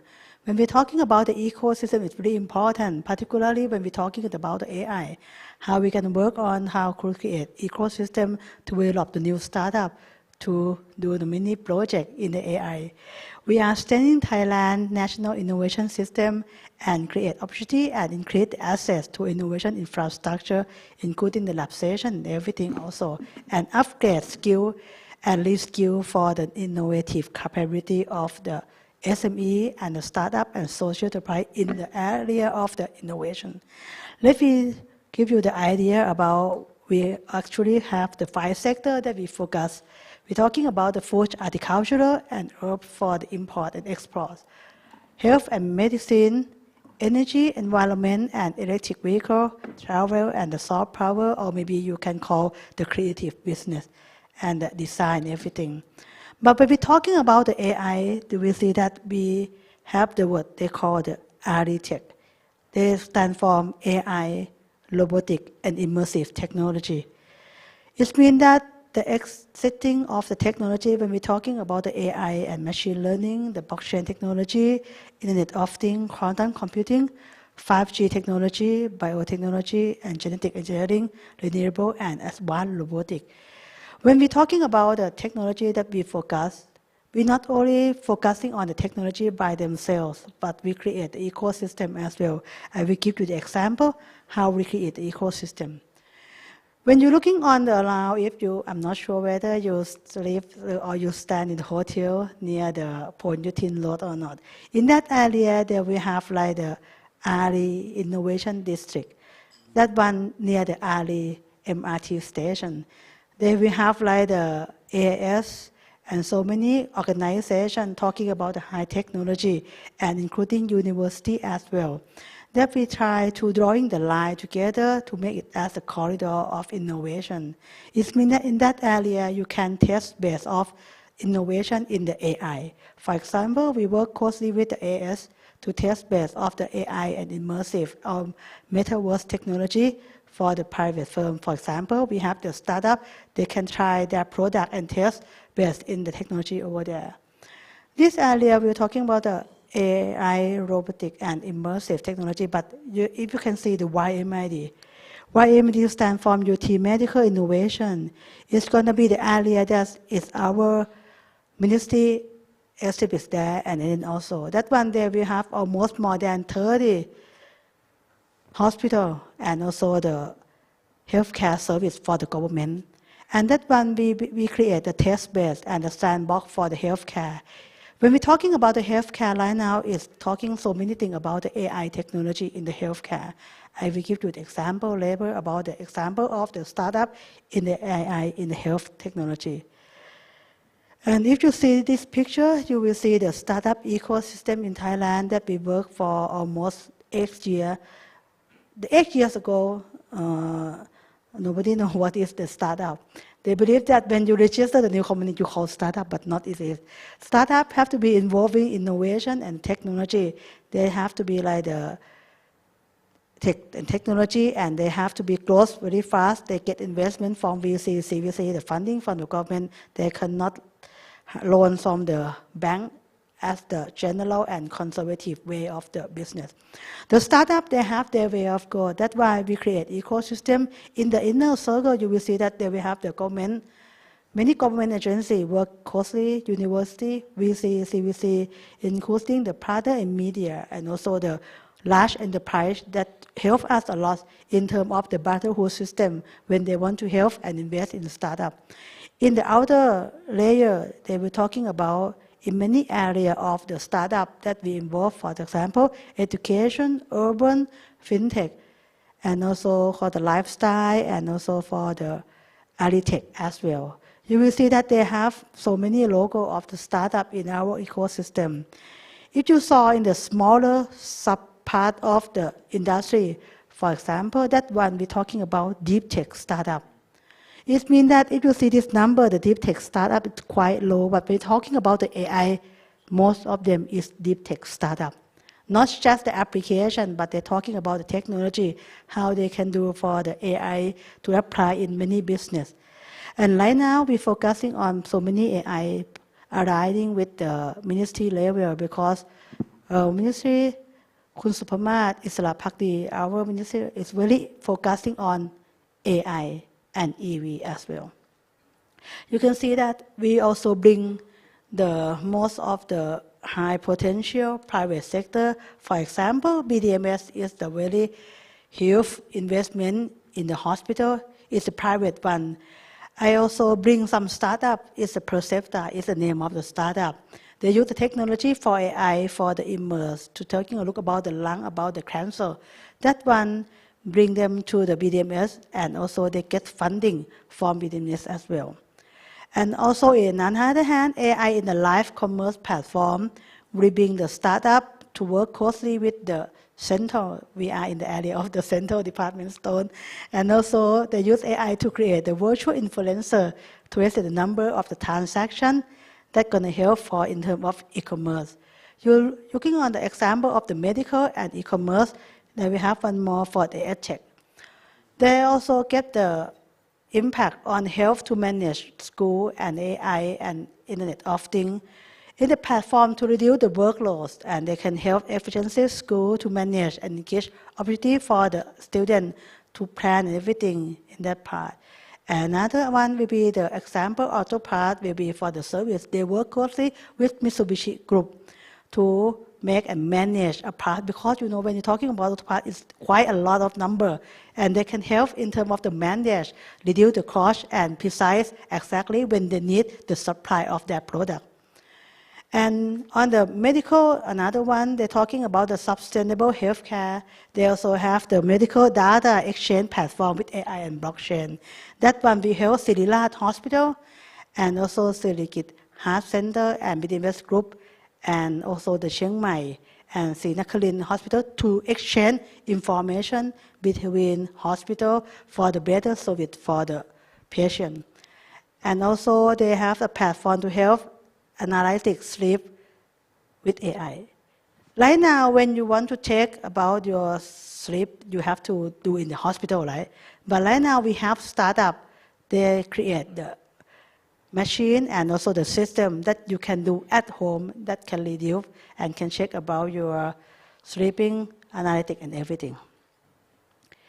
And also, I can take a look about the AI in Thailand. In the policy level, we also have the policy level to have the AI as national agenda. And actually, the NECTEC for the NASDAQ, they all work on the technology, but they also have the security and everything to talking about the AI as well. Because when they're talking about the AI, it's not talking only about in part of innovation and technology, but they're talking about the ethics and how to control and how to use the AI. Because I saw the topic AI for life, it means that they're involving they're talking about information and how they're talking about the security and everything as well. For the policy deployment and budget allocation, you will see that under the Ministry of Higher Education, we're talking about the funding, granting scheme to have the startup to do about the innovative project in the AI. And they also have the funding level. NAA will be one of the funding agency to support the AI technology, and they also have operation. We have planned to have at least X thousand AI manpower and at least 300 startups in the R&D tech in that area. That's going to be my picture that show you about what we are doing in Thailand right now. Thank you. Thank you. Now let's move on to Professor Prospero Naval. Okay. Thank you very much, Professor or Dr. Prasha. Professor Dr. Prasha was talking about the ASEAN Innovation Roadmap, which actually has the initials AIR, and in Malay, AIR means water, and I'm going to talk about water as well. So I'm different from the other members of the panel because I'm coming in from the university, and I guess all of you are all policymakers, and most importantly, source of funding. But I am a consumer, so I beg for money from our Department of Science and Technology. And well, we have this successful startup. So, okay, yes. So our startup, basically our laboratory, basically does AI research in alignment with the 17 goals of sustainable development as defined by the United Nations. So I think this SDGs were defined in 2014, if I'm not mistaken. But we have a laboratory which was established in 1999, and so we predated basically the SDGs. And as early as then, I wanted this laboratory to be relevant, meaning it's going to solve problems, not just create algorithms. So I tell my students, okay, so what is your thesis? And he or she will tell me, describe to me the thesis problem, the research problem, and I will tell that student, how is that aligned with the SDGs? If it's not aligned with any one of the SDGs, look for another topic. So that's my policy. So from the very start, we've been doing AI for humanity. So our tagline is AI at the service of humanity. And right now, our current research areas are along the line of underwater computer vision and robotics. And this is not the same as computer vision, regular computer vision. There are lots of challenges of doing computer vision underwater. So it's a bit of the niche area. And then applications of the various algorithms to healthcare, environment, education. Also, the Philippines, as probably most of you know, has more than 50 different languages. We're not really a very big country, but we have more than 50 languages. Why is that? Because of the archipelagic nature of our country. So we're divided into many islands, 7,000 plus islands. And because of this, the individual languages develop. So we need the translation and also a large language model for each of these different languages. Then also brain-machine interaction, that's also an area of research. So we've been doing research for 25 years. In fact, next month we will celebrate our 25th year, July. And we have more than 150 research publications in AI and more than 300 AI projects since then.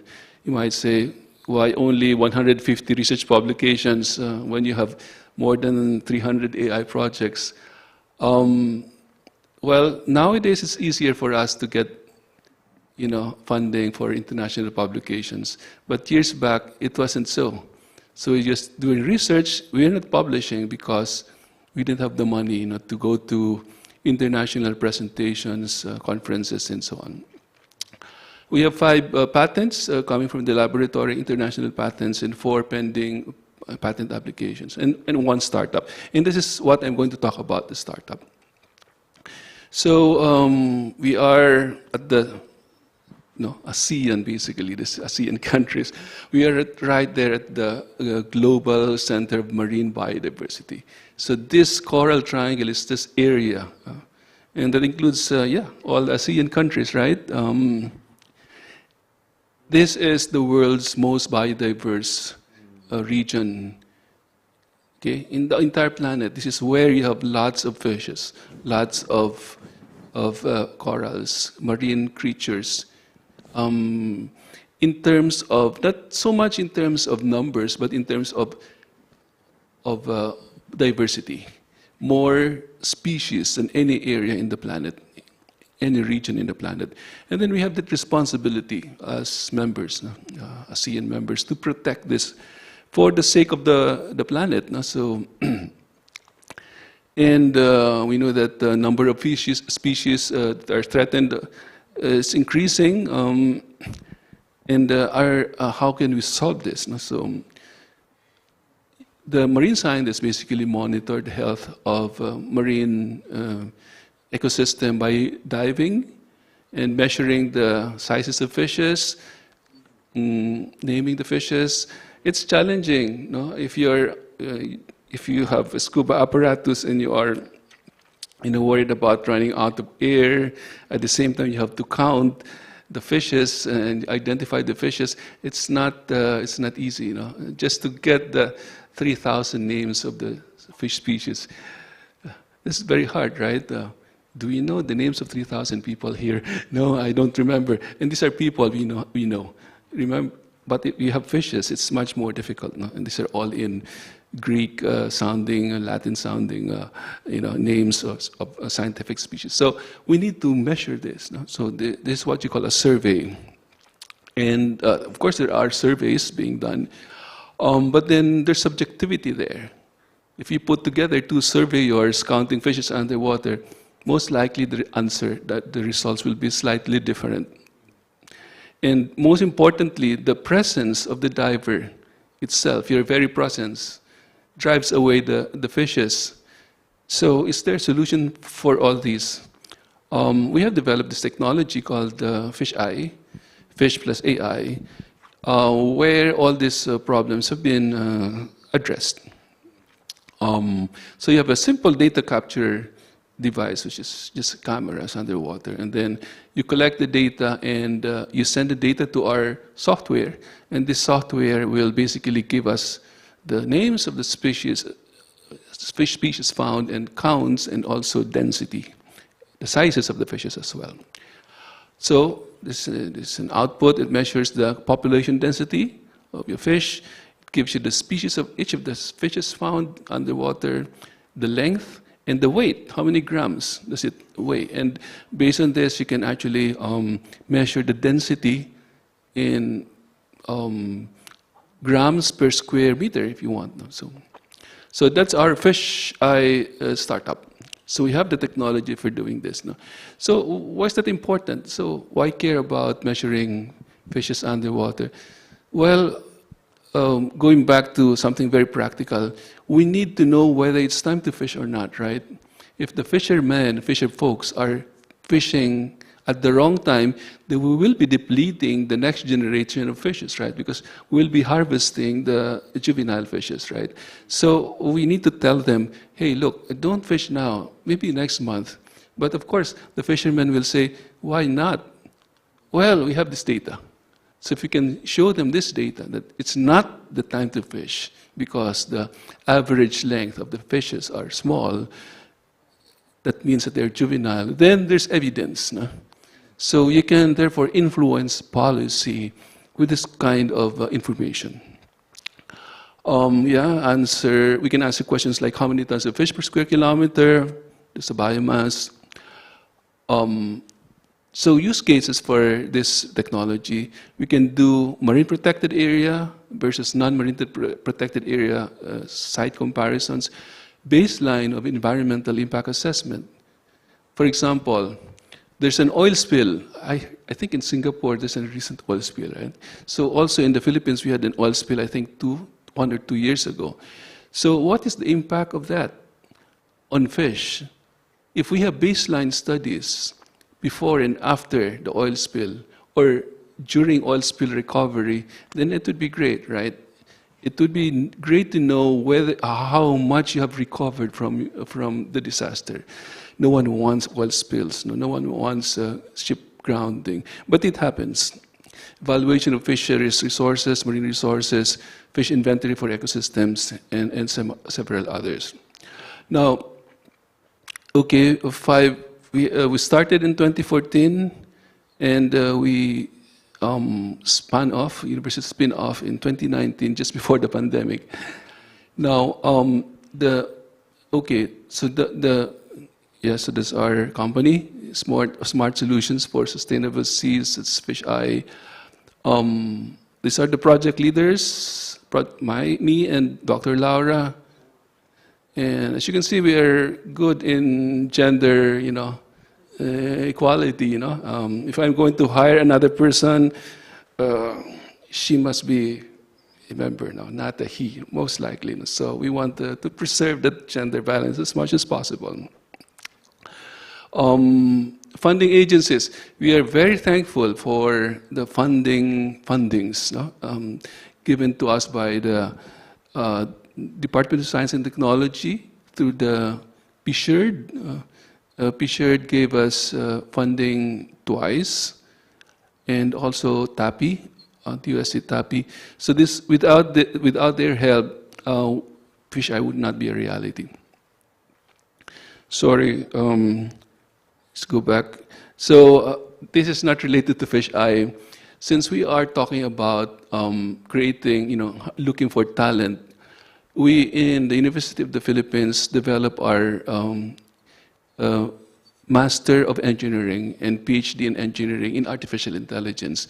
We started in 2022, 2 years ago. So in fact, just last 3 weeks ago, we had our first graduates. Well, technically not just graduates because our graduation is July, but they have defended their thesis already. So so that's our little contribution to alleviating this need for AI talent in the country. We really don't produce a lot of graduates, but then hopefully we produce high quality graduates enough to influence AI in the Philippines. These are the faculty members. So currently, now if you notice, the faculty members are engineering faculty members. So by design, we want it that way because we want to combine AI and engineering. So it's AI for civil engineering, AI for electrical engineering, all these different engineering disciplines. And that is I think our difference because we are not just focused on AI in computer science. I am from the Department of Computer Science, but we want to outsources to the other engineering disciplines, because we believe that the best combination is engineering plus AI, since AI is naturally an engineering discipline. AI builds systems, right? So engineers are in the process of building systems. That's why we want our engineers to empower themselves, chemical engineers, civil engineers, all the other engineering disciplines, to empower them with AI, teach them AI, and give them resources to do AI. That way, our AI is very heavy in flavor, engineering flavor. We want it that way because we want to build systems. So again, we have this AI Master of Engineering in AI and PhD in AI in our university. Our first graduates are from the Master of Engineering AI because it's 2 years. And in 2 years' time, additional 2 years' time, we'll first have our first graduates in our PhD program. I think that's it. Thank you very much for your attention. Thank you very much. And we'll move on to Mr. Agenda Manith. Thank you. Thank you for having me. Good afternoon, everyone. Yeah, I am a Chief of Information Technology Office at the General Department of Science, Technology and Innovation of the Ministry of Industry, Science, Technology and Innovation of Cambodia. But I'm not here as a representative for MISTI. I'm actually here as a representative for the project implementing team of the ASEAN Technology Management Hub. And this project is currently being co-led by Cambodia and Indonesia. So I would like to take this opportunity to talk about that project a little bit. This morning, one of our keynote speakers, His Excellency Dr.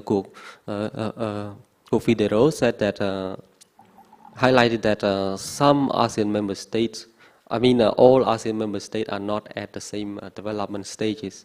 Right? Some countries are already at a very advanced stage. Some are getting there, and but there are also some that are still trying to figure things out. So technology transfers can close this gap. There could be many ways to close this gap, but technology transfer can be one of the solutions. And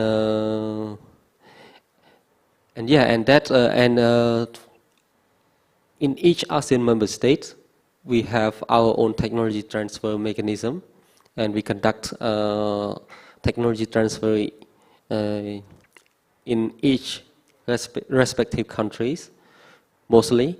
But at this point, we still don't have a regional infrastructure to support the technology transfer across border. And that's where the ASEAN Technology Management Hub come into play. So we started this project to facilitate cross-border technology transfers. For example, a research finding could be from Thailand, but then there is a startup or a large enterprise in the Philippines seeking that solution to improve their product or services. Then they can, then we can match them so that the technology transfer can be cross-border. The ASEAN Technology Management Hub is actually a very simple solution. We created it as an online matchmaking platform, basically a web application that match potential research finding or innovation from the academia, mostly comprised of university and research institutes, to the innovation-driven private sectors. And like I said, the technology transfers is open for cross-border. And who would be the people who would be using the ASEAN Technology Management Hub? We can divide them into two categories. One is the supply side and another is the demand side. So for the supply side, we consider the university and research institute. They are considered the key actor in supplying research finding or innovation. And for the demand side, we consider the private sectors that include MSME that does not have enough facility or financial power to conduct in-house research, so that they can collaborate with the university to develop a specific solution. Large enterprise, although they have financial power, but sometimes they don't have the research unit to work on every problems, so they can seek the supply side to provide them the solution they need. And NGO can also be a key actor in the demand side. For example, in Cambodia, there are a number of NGOs that try to bring solution from the universities to address problem in the rural area in Cambodia. So we also can include them as the key actor in the demand side as well. So, okay, and not only the university and the private sector that are the beneficiary of the project. The project can also be useful for the government agencies as well, particularly for those who are responsible for develop a strategy and policy. So to develop correct policy or strategy or plan, you need to have information, correct information. So the ASEAN Technology Management Hub will gather information about the trend of technology that includes the demand and supply. So with this information, I think it can be an insight for the policymaker as well. And yeah, I think it should be that quick. So I want to be brief and concise. And so how can technology transfer be a use for AI development? By the way, I've been talking about, mentioning technology transfer and technology transfer. Maybe some of us here are not familiar with the terms. So there could be many different definitions, but simply put it, technology transfer is a process of legally transferring knowledge from one organization to another. And this usually happen between the academy and the private sectors. So the academia, the university and research institute, they are usually the supplier of innovation, and then these innovations are scaled up by the private sector. They commercialize the innovation and make it more accessible to a broader society. So that is the technology transfer. But how about its use for AI development? I think AI is technology, and like any other technology,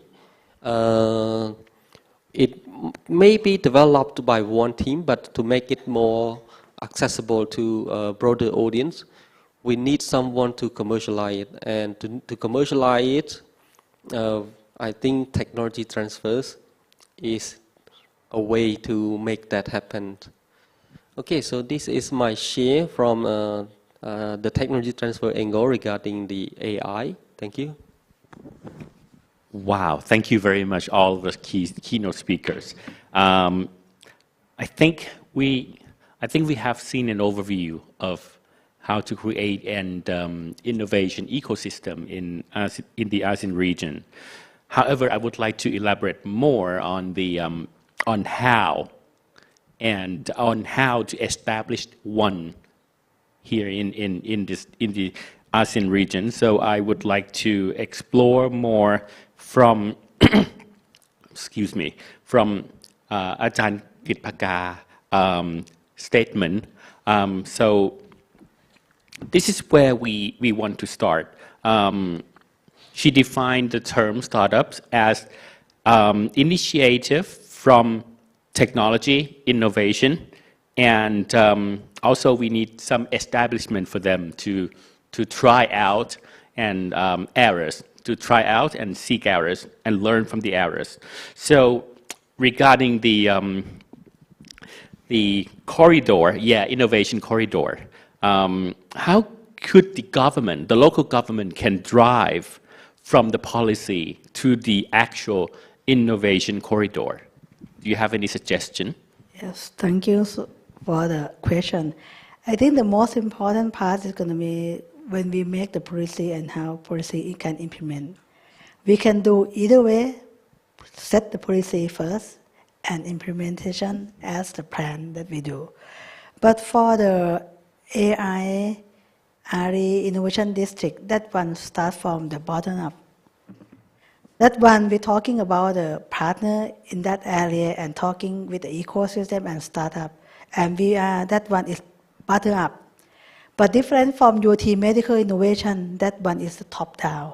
Because at that time, 5 years ago, it's going to be the topic between the Ministry of Science and Technology. Before that, we're not the higher education yet. And also Ministry of Education and Ministry of the Health, to talking about how we can create this fund for the national project. It means that different approach, but we get the same outcome. We can bring the new startup to do like the sandbox in the project. We found out that actually the startup, they have to solve for the pain point. It's similar when you do the research and you know what is the pain point. It's difficult for you to driving more than 1 hour to cover everything. You have the AI, you have the machine to do. The startup as well, they have to talking about what is the pain point and what is the business model to solve that pain point and how can be sustainable growth in the future. Because many of startups, even though they have the good idea, but without the government support, they cannot exhibit and prove a concept and make it happen. That's why in the early stage of startup, they need the government budget to funding them to do. That's why I show you the funding scheme to support them. At the same time, not only funding them, but we have to create the market for the startup as well. The government procurement for startup is very important. If the government can use the solution for the startup, it can help them to do the domestic market by starting at the project for the government and use their service. They can get the money for do the next future. At the same time, we can bring the startup solution for the large enterprise. For example, PTT, SCG. If they're interested, they might investment in that startup and use that solution. And on the other hand, if they want to grow in terms of finance, we bring them to meet with the VC and CVC to invest more in the state, Series A, Series B. Right now we have the corporate co-funding, the new scheme that we start this year.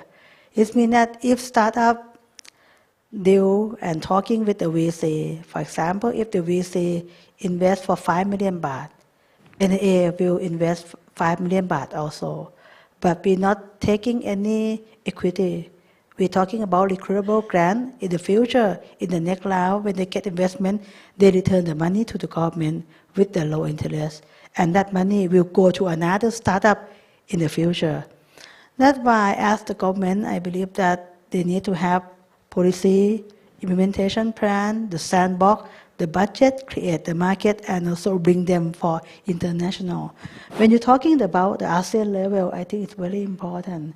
Because most of the ASEAN countries, our startups seem the same pain point. We also have the startup to have the AI for the catching the fish also, but that one not in the ocean. But they're catching the fish for selling when they have to make the farm. It's difficult to count by hand. They have the AI to do that job. It means that we have similar atmosphere and industry is quite similar. That's why most of the startups, they solve the problem in the same pain point. But when they want to expand to the market outside Thailand, Firstly, many people mention that startup, you have to register the company in another country when you do the business.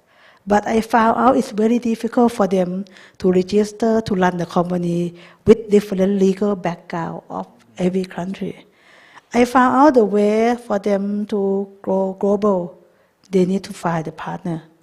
It means that I bring startup to do the same solution, and you have your startup do the same solution. They can share the market and work as a partner. It means you can penetrate both markets without doing more register, but sharing the customer, sharing the idea, and grow together in the future. That's going to be idea. I think the ASEAN might be the good pathway for our staff to be good, particularly in the AI technology. Thank you. Wow, that's so insightful. Thank you very much. And it helps all the countries here to take into account their policy, and maybe they need some revision in some case, or it's actually a support. They're in the right way. And regarding Professor Azizi, you mentioned, you mentioned sustainable AI ecosystem, and it is supported by the government. I mean, it's actually from ministerial level, and it's supported by the government. So could you elaborate more how to support an AI ecosystem to be sustainable, and especially in business, there must be some competition. How could you maintain neutrality in that ecosystem? Thank you, Mr. Moderator. Actually, I'm not professor yet. I'm just. I'm sorry. By the way, can you elaborate what does it mean by the neutrality? Is it like inclusivity? Can you elaborate more? Yes. So in Thailand, we do have, let's say, innovation sandbox, Okay. and especially in AI, we've got so many startups in the AI, and they compete with each other. How could you maintain the neutrality? Like, because you give them all the supports, and they compete with each other because they are in business. They fight each other. They fight with each other. So they may say, "Hey, you have more support than us. It's unfair." Things like that. Okay, let me start backwards again from that stages.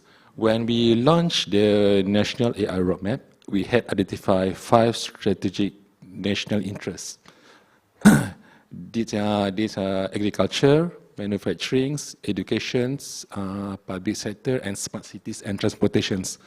So with these 5 sectors, it's become reference to the company or to the whole population in Indonesia, that is the direction for the government until 2025.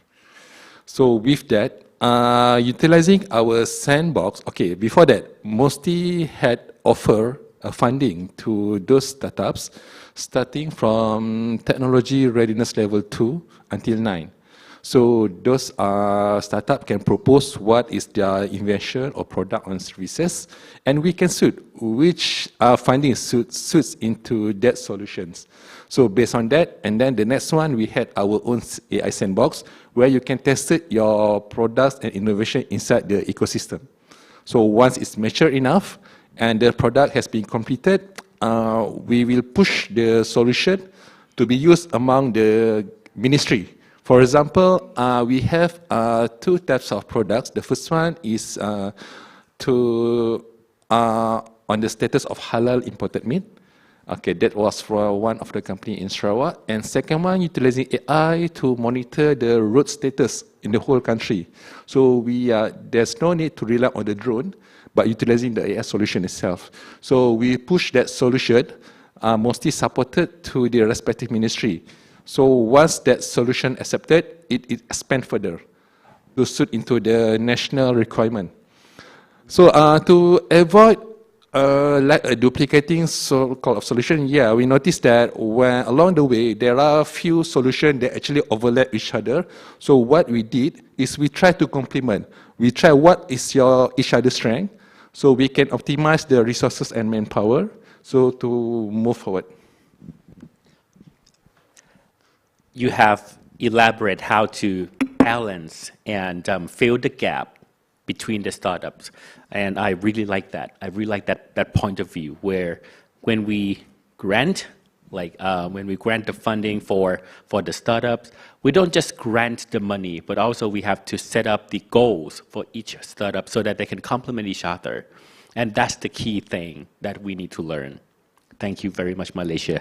Thank you for being our exemplar. And next, move on to Professor Prospero.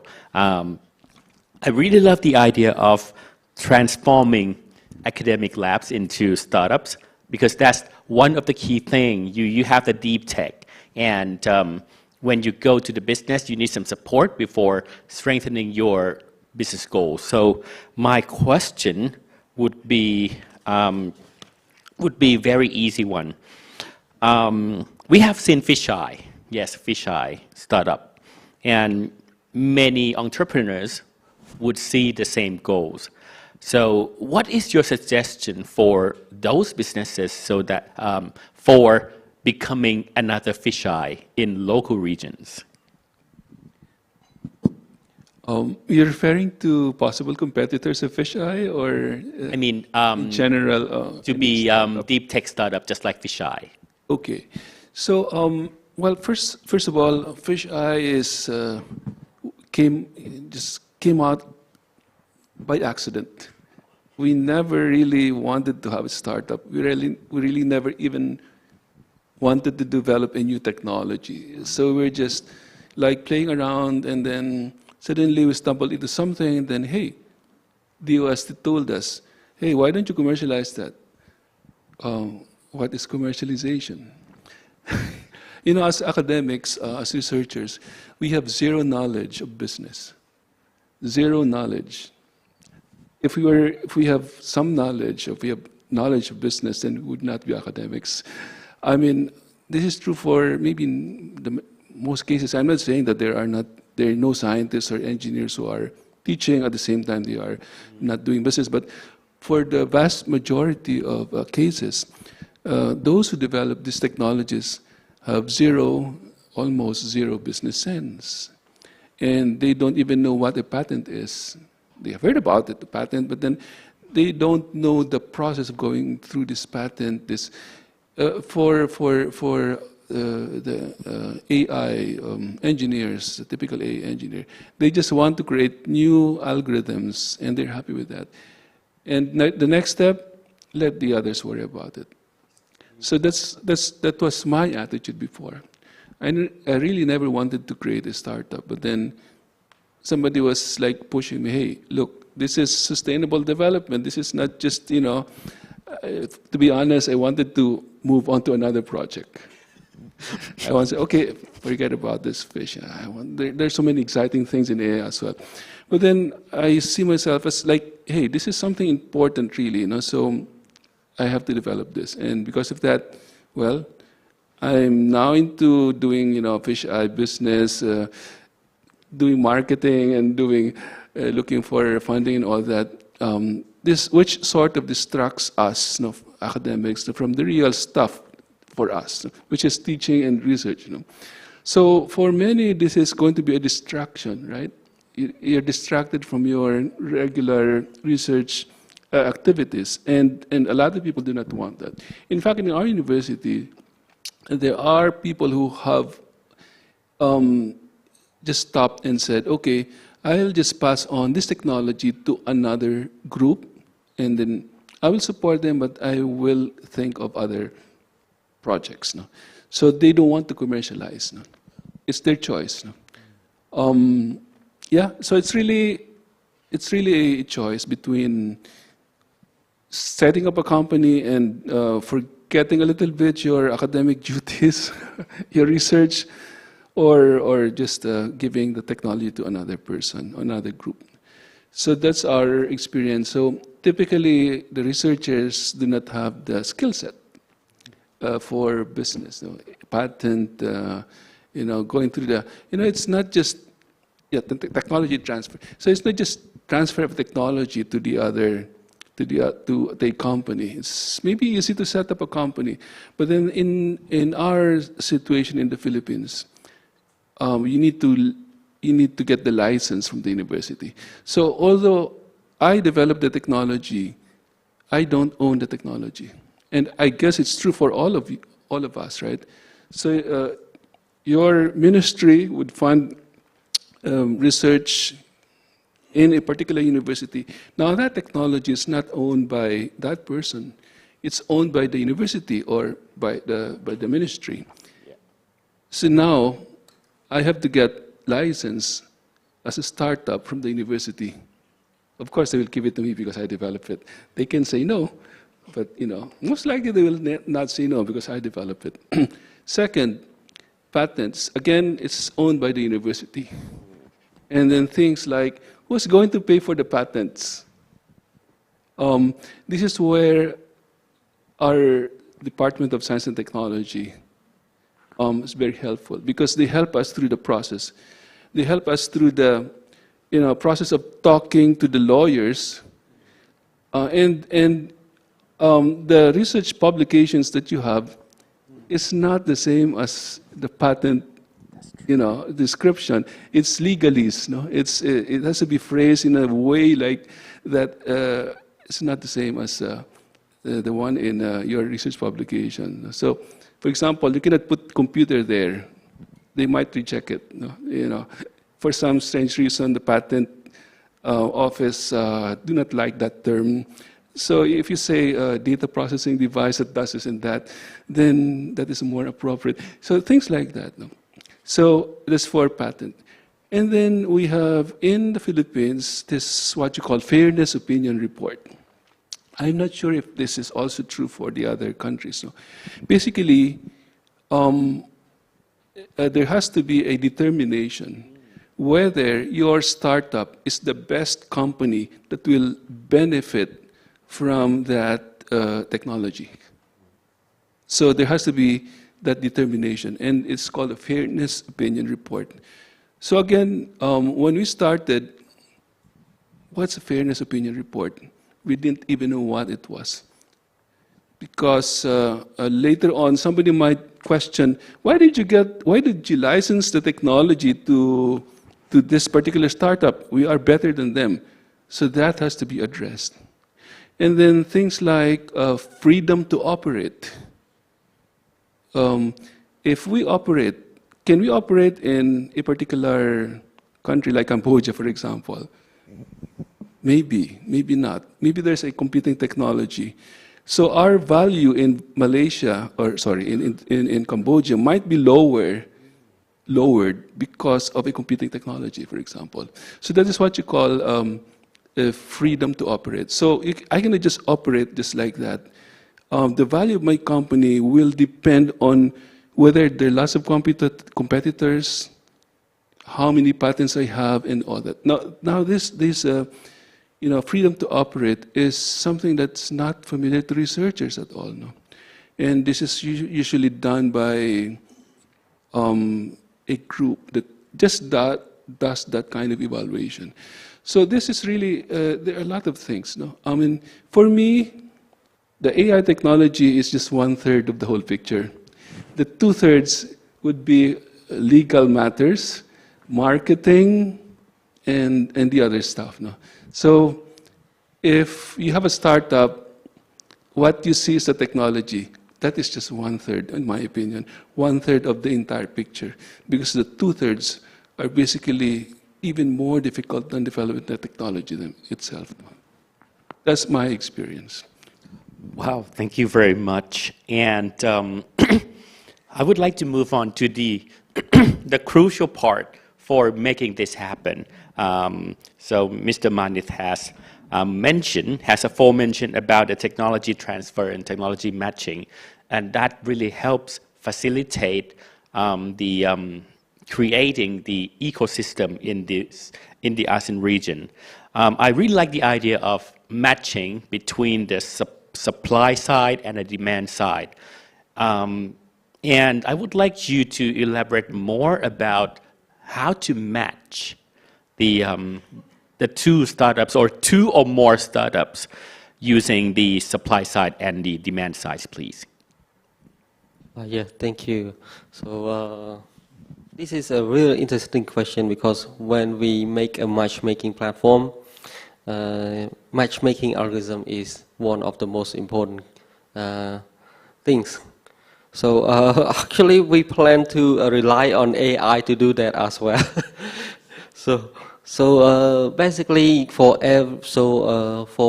the supply and the demand side to showcase their research finding or their requirement, they will have to do something that we call listing. So they will need to, for example, for the demand side, if they need something, they need to write that down and then choose some keywords related to their requirements. And also something like the objective of the matchmaking, whether it is a technology licensing agreement or whether it is a collaboration. So all of this information, especially the keyword, will be used as a reference for matchmaking. And in the same way, the supply side, for example, a researcher at the university, they can register an account on the platform and then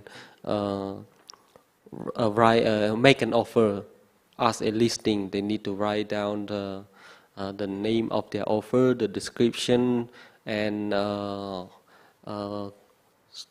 other important information like technology readiness level. And the main point in that, the key point in that listing for the matchmaking is also the keyword. So we will employ these keywords between the demand. We will try to compare and match the keyword between the supply side and the demand side, and then the system will recommend it to those who are seeking similar keywords. So that would be one way to do the matchmaking based on technology, based on algorithm. But in the future, we can also create events, matchmaking event where we invite stakeholders or users, remarkable users on the platform to meet and then discuss.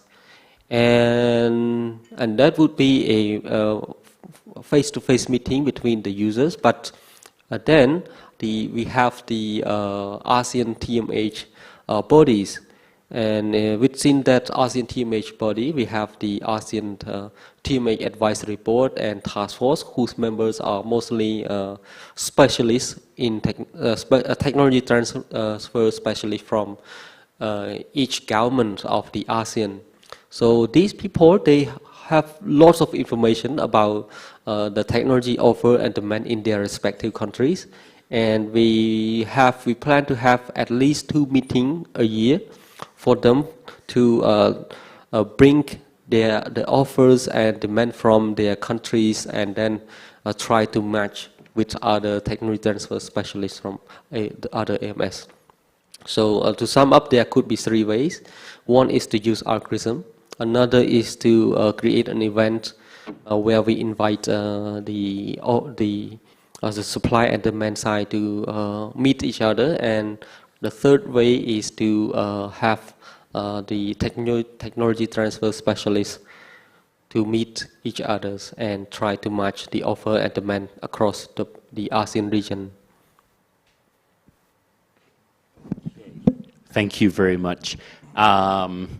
We do have some time for quick questions. So has anyone any question or any idea to share?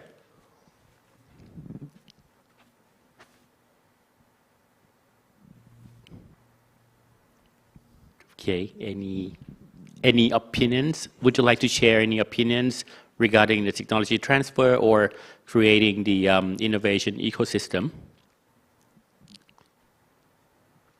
Okay, so if no more questions, I would like to give a big hand to our keynote speakers for today. Thank you very much. It's been an insightful full day, and it's my honor to host 2 panel discussions today. So we'll see you again tomorrow, right? Yes. Okay. So, so see you again tomorrow, and enjoy your time in Bangkok. It's raining outside, so don't forget your umbrellas. Okay. Thank you very much.